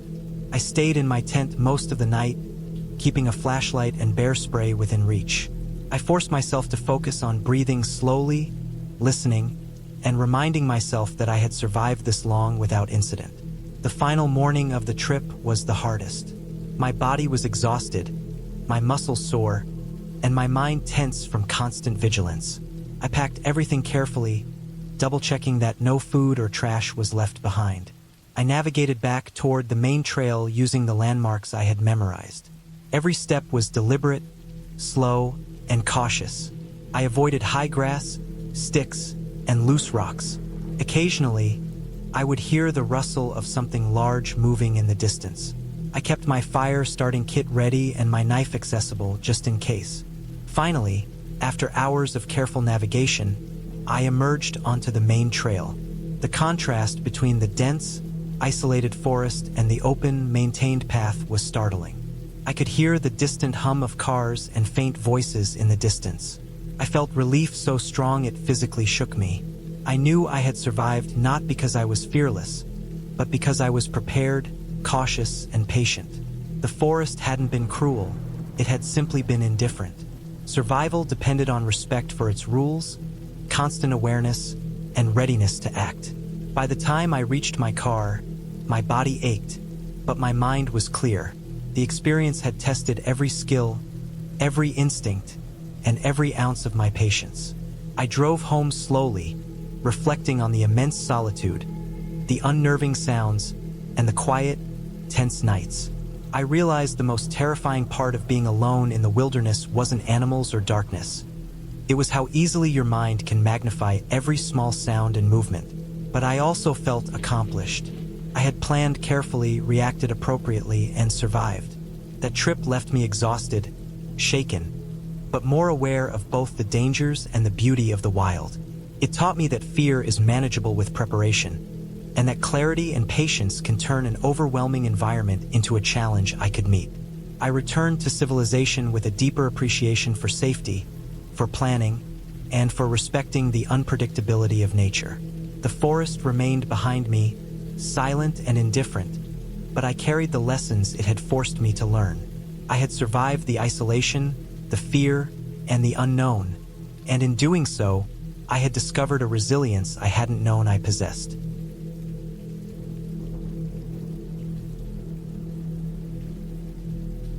By late afternoon, I spotted a familiar landmark, a bend in the river I had crossed earlier in the trip. Relief surged through me, but it was short-lived. The river had risen dramatically from the storm, and the usual shallow crossing was now a fast-moving, deep torrent. I could not cross it safely, and the nearest bridge or crossing point was miles downstream. I considered waiting, but as evening approached, I realized I might not have time. I began searching for an alternative route along the riverbank, clinging to roots and rocks as I slowly made my way. My energy was nearly gone, and my vision was narrowing from fatigue. As night fell, I found a small overhang near the river where I could take refuge. I huddled under it, using my soaked tarp and backpack as insulation. The sound of rushing water and wind was deafening, and the cold was relentless. I was exhausted, hungry, and soaked to the bone. Every instinct screamed at me to give up and rest, but I knew I had to keep moving if I wanted to survive. I tried to eat, drink, and conserve energy, but my body was shutting down under the strain. I remember thinking how fragile I was in comparison to the wilderness around me. The forest was indifferent. It did not care about my plans, my experience, or my desire to explore. Survival was simply a matter of persistence, caution, and luck. The storm eventually began to lessen around midnight. Rain fell less frequently, and the wind slowed to gusts. Exhausted, I rested as much as I could, slipping in and out of uncomfortable sleep while keeping one eye on the river. At dawn, I began moving again, using the early light to navigate.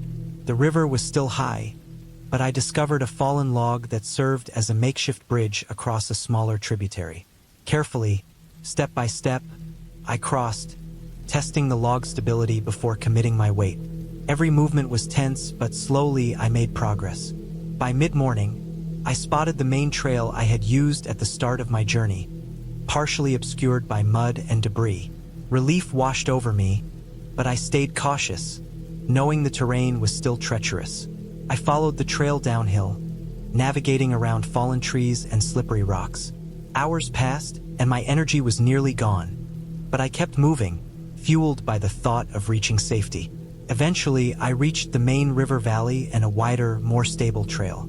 It was familiar, marked with the signs of previous hikers and campfires. For the first time in days, I felt a sense of security. By late afternoon, I stumbled into a small ranger station near the edge of the wilderness.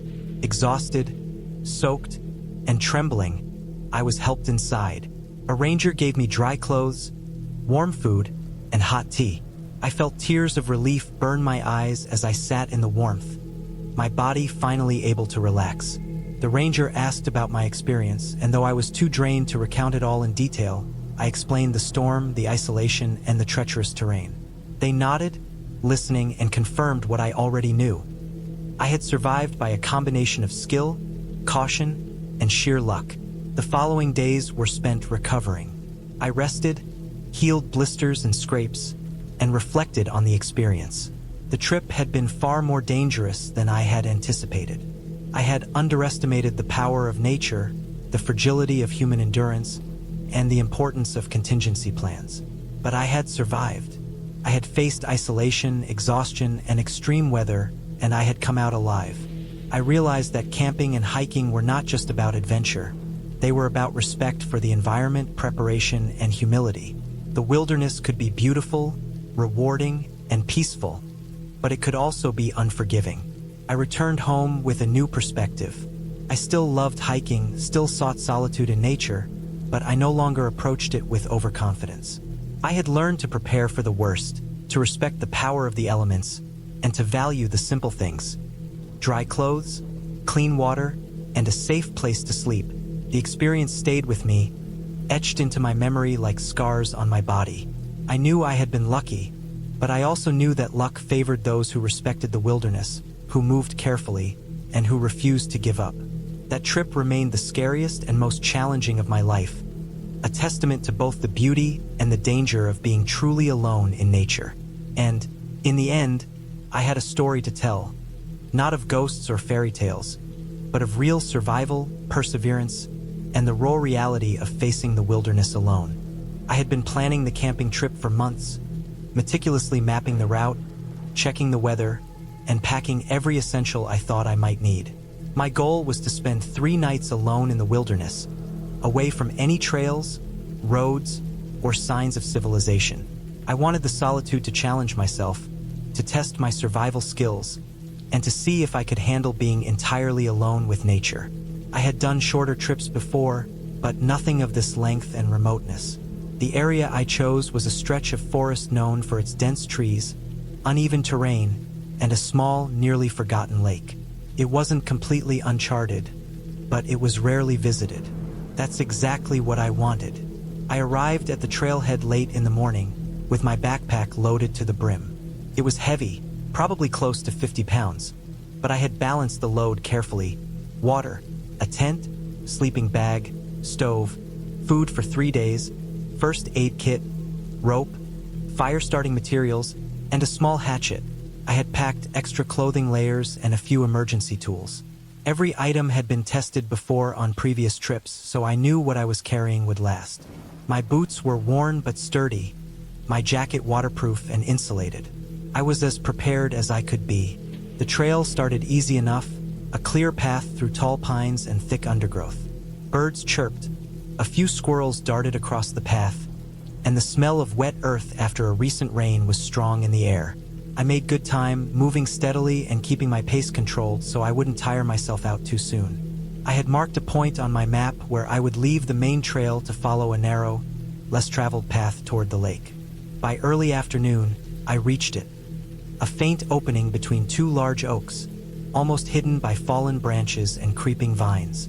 This was where the real wilderness began. The forest beyond the main trail was denser.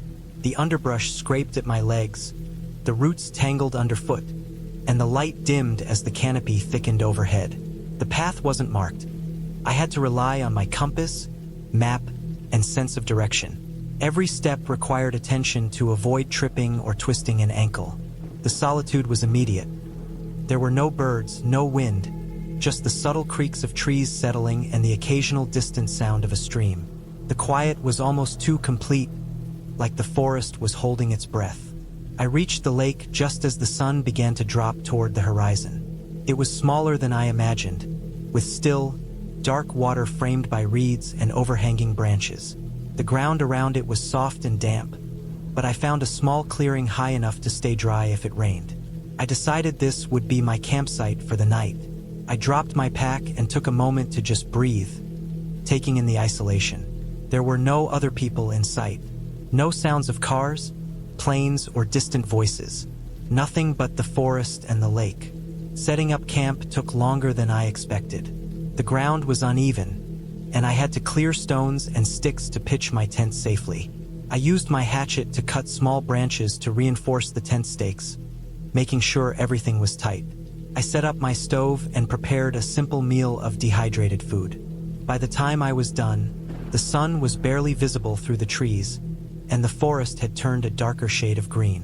Shadows lengthened and twisted, and the air grew colder.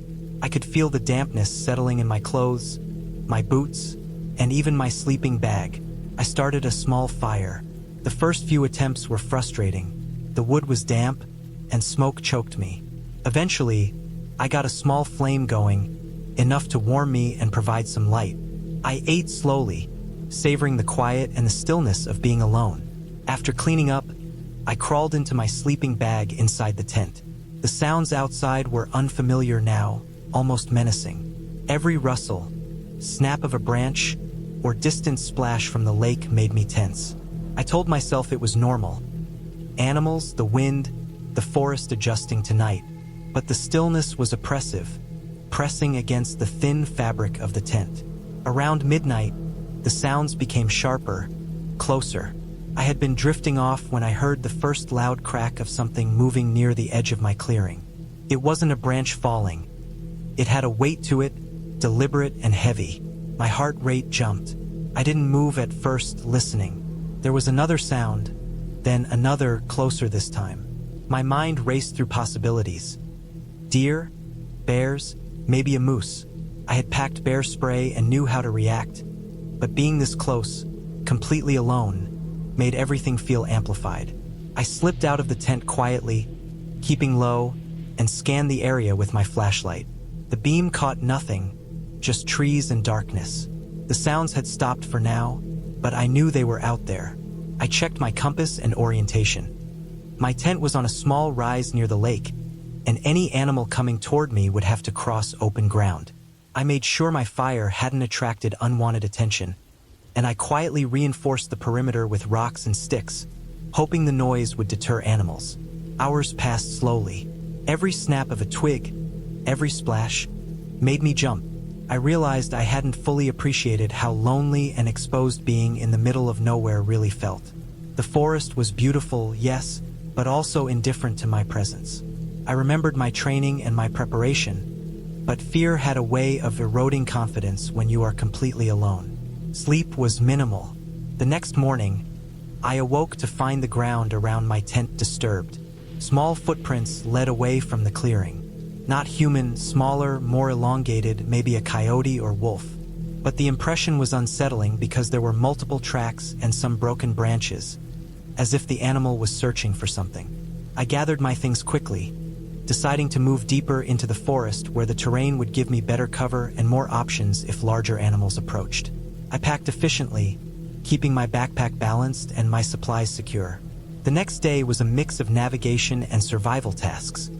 Finding fresh water, gathering firewood, and staying alert. I located a small stream uphill from the lake and boiled water for drinking. I noted landmarks to avoid getting lost and kept my pace steady to conserve energy. By the second night, I had reached a slightly higher area where the forest opened into a narrow valley. The air was colder, and mist rose from the ground as evening approached. I set up camp again, making sure to choose a spot with good visibility in all directions. This time, I made the fire larger, not just for warmth, but as a warning signal. The forest was alive with night sounds now. Owls, small mammals, and insects. Occasionally, I would hear something larger moving through the underbrush. I stayed vigilant, checking my perimeter frequently.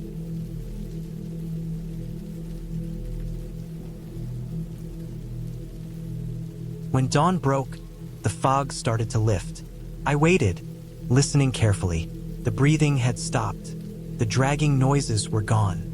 I cautiously peeked through the trees and tried to find the river, which I hoped would lead me back to the road. Using the rising sun as a reference, I noticed the slope of the terrain and the distant glimmer of water. I moved slowly but steadily, constantly checking behind me. Eventually, after hours of tense, exhausting navigation, I reached the river. Relief washed over me, but I knew I wasn't safe yet.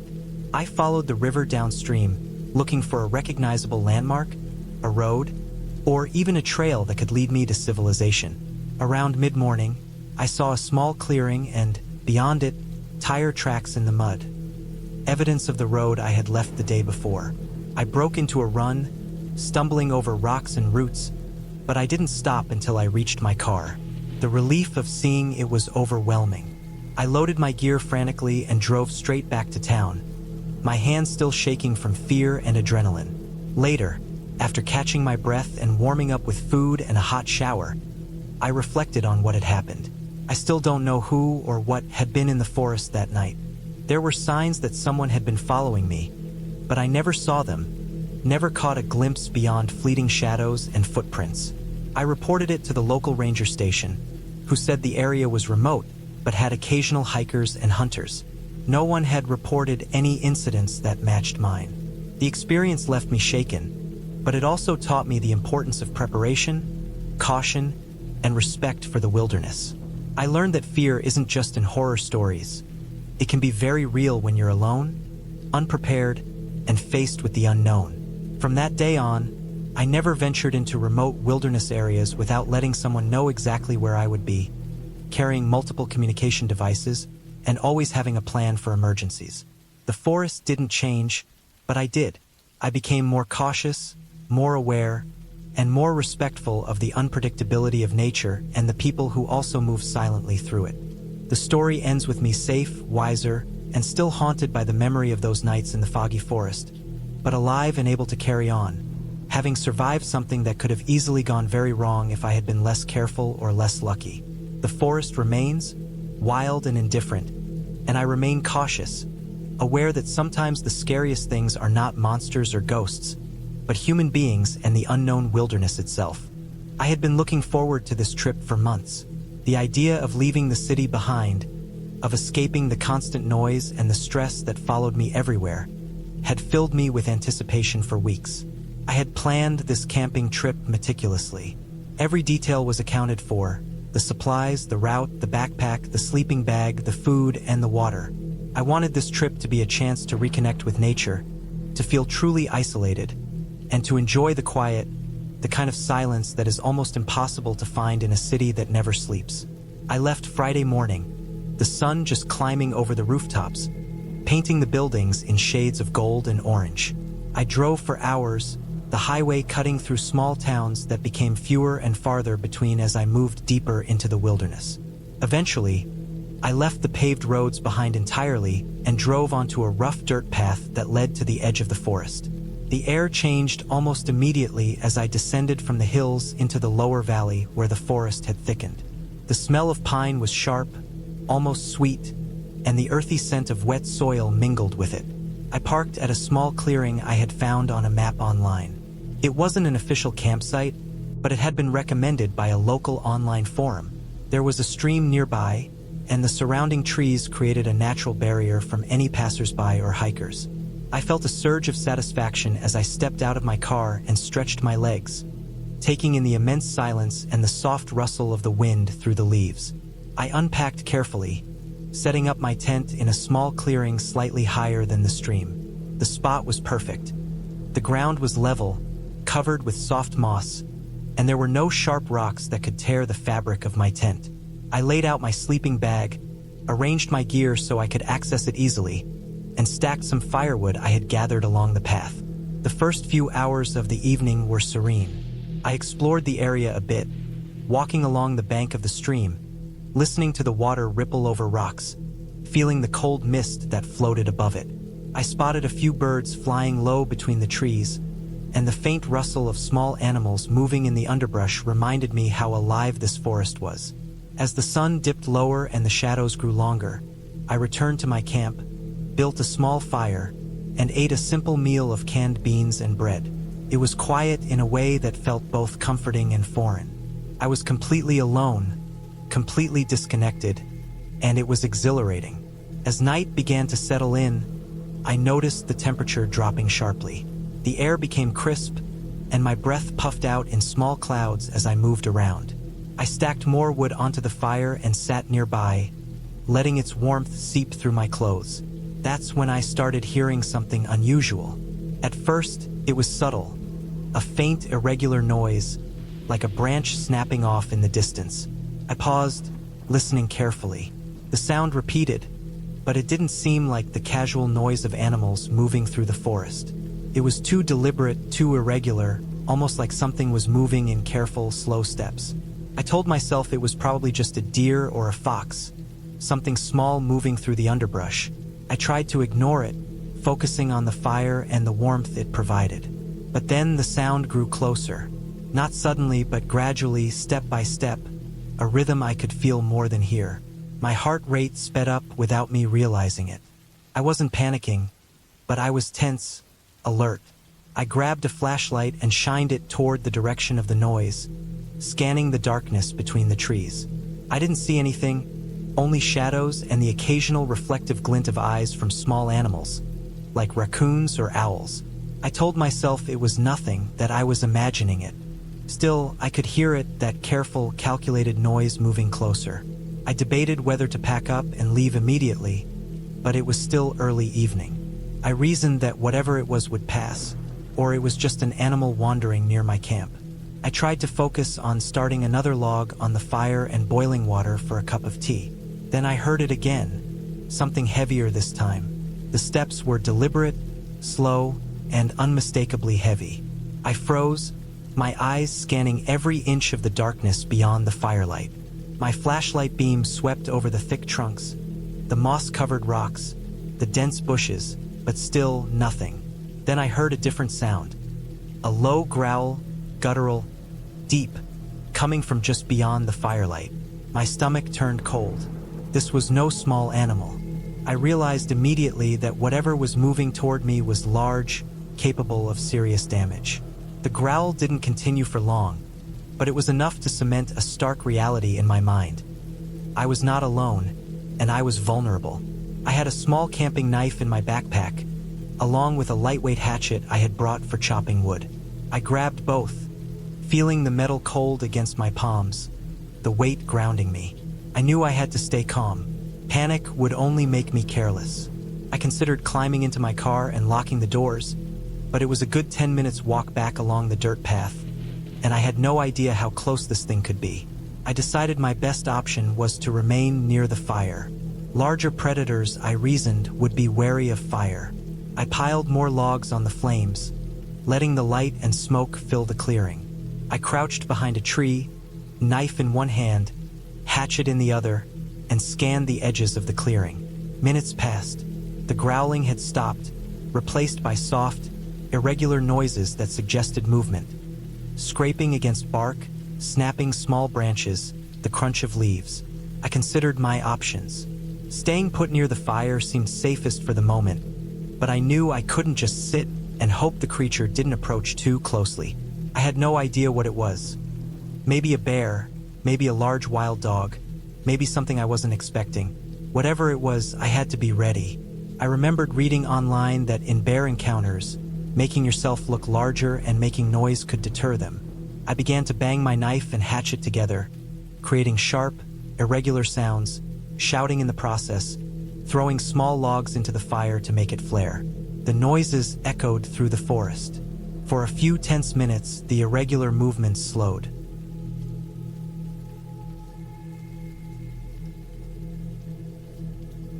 Sleep didn't come after that. I stayed up most of the night, flashlight ready, listening to every crack, snap, and rustle.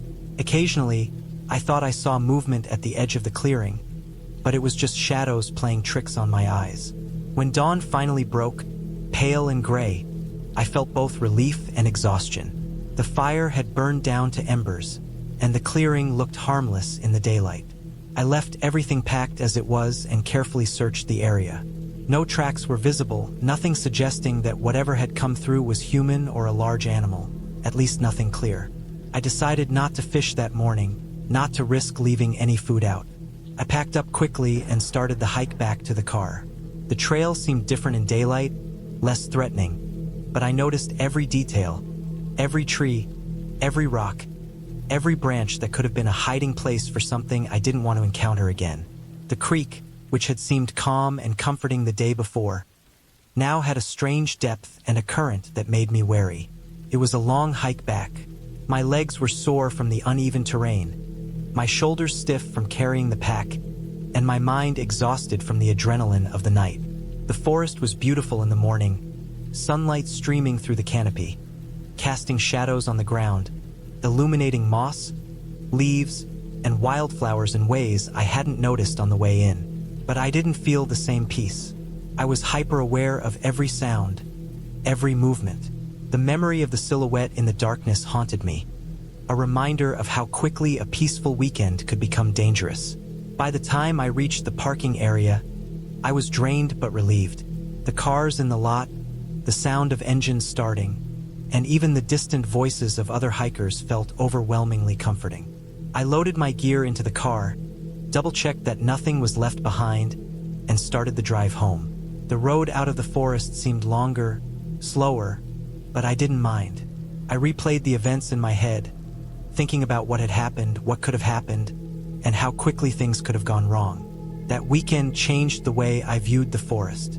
It was still beautiful, still alluring, but I realized how small and vulnerable I really was in comparison to it. I had been careful, I had been prepared, yet I still felt powerless in the face of something unknown. The experience left me with a respect for the wilderness I hadn't truly appreciated before. I now understood that even a place that seems safe and familiar can hide dangers you can't predict.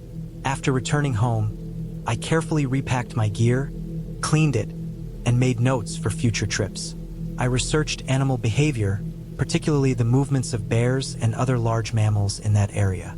I planned how I would store food differently, how I would secure a campsite, how I would avoid leaving signs that might attract wildlife. It wasn't just about avoiding danger. It was about understanding the forest and learning to exist within it without becoming a victim of circumstance. The memory of that night stayed with me for months. I could recall the exact sound of the dragging in the underbrush, the way the shadows moved, the cold rush of fear that gripped my chest. And yet, the story didn't end with terror alone. I survived, I returned safely, and I learned lessons that would make every future camping trip safer. I learned to respect the forest, to prepare meticulously, and to remain calm under fear. I learned that real danger is not always obvious, that silence can be as threatening as noise, and that being alone in the wilderness demands a constant awareness and humility. Looking back, I realized that the most important part of the experience wasn't the fear itself, but the clarity it gave me. The forest doesn't negotiate. It doesn't judge. It simply exists, and we must exist within it, carefully, thoughtfully, and respectfully. That weekend was a wake-up call, a reminder that even in pursuit of peace, you can encounter raw, unpredictable reality. And surviving that night gave me something I hadn't expected: confidence in my own ability to face danger, adapt, and return safely, fully aware that the forest is beautiful but indifferent, and that respect and preparation are the only tools between life and calamity. I had been planning this camping trip for months. It was early September, and the weather was still warm, but there was a crispness in the air that hinted at autumn.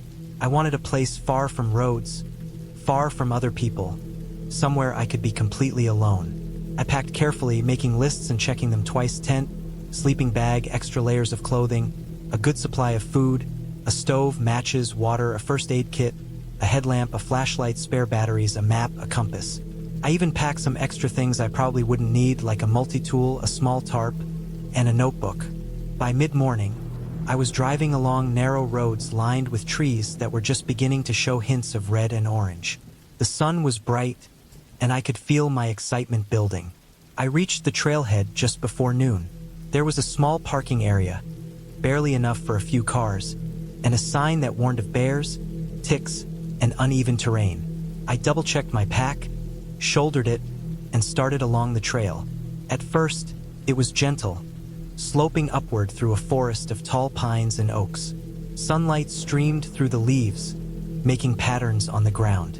I felt a thrill walking alone, knowing I wouldn't see anyone for the next several days. I was fully in control. As I hiked deeper, the trail became less clear. Fallen leaves covered parts of it, and branches reached across the path. I had to push some aside to keep going.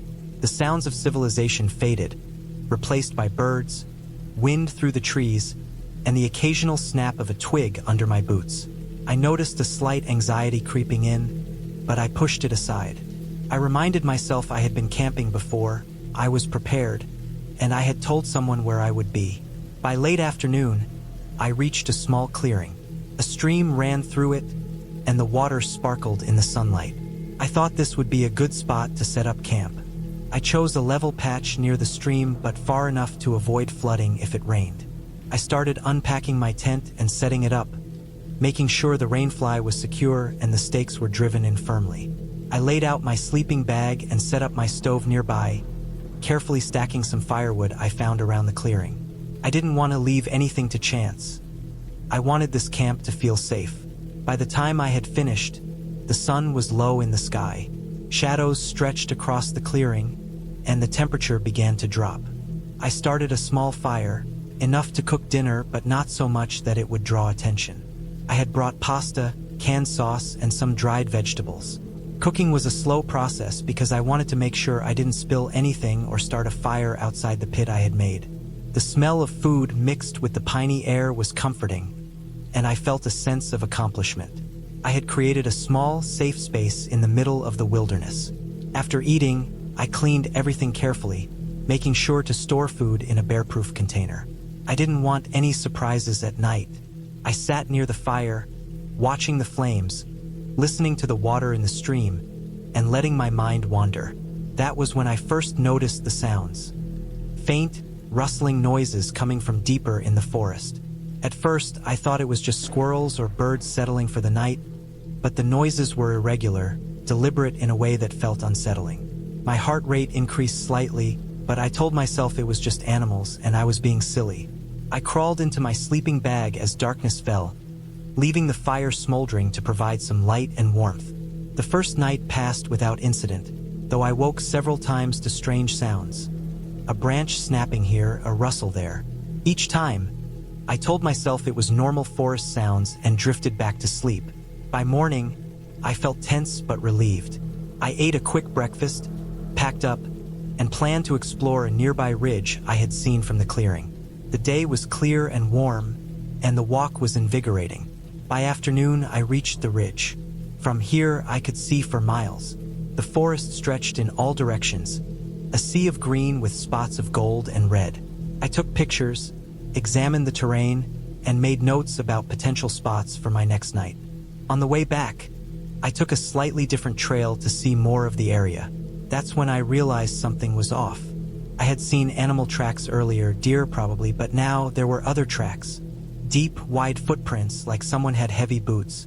I froze and examined them closely. They weren't human in the sense of being a casual hiker. They were large and seemed recent. I didn't panic but felt a tension in my chest I hadn't felt before. I retraced my steps carefully, staying alert to every sound, every movement in the trees. By the time I returned to my clearing, the sun was already low. I decided not to cook this night, just eat some trail mix and drink water. I kept my fire small and my flashlight close. Night came quickly, and the forest seemed louder now. Every rustle made me tense. I checked my surroundings repeatedly, making sure nothing was hidden. Around midnight, I woke to a sharp noise, a loud snap, like a branch breaking nearby. My heart jumped. I could hear something moving, slow but deliberate. I stayed still, listening. The sounds weren't like deer or raccoons. They were heavier, closer, moving around my clearing. My mind raced with possibilities. Another camper? Someone following me? My rational side knew it was unlikely anyone would be out here at this hour, but fear made me question everything. I grabbed my flashlight and shone it into the dark. For a moment, I saw nothing. Then, out of the corner of my eye, a shadow moved just beyond the tree line. I stayed calm. I knew panicking wouldn't help. I picked up a heavy stick from the ground and made a plan. If something came closer, I would defend myself, but I also needed to consider escape. My pack was already packed with essentials, and I could run to the trail if necessary. The sounds continued, circling my tent. Then, I noticed something else. Footprints in the mud near the stream, fresh and large, coming closer.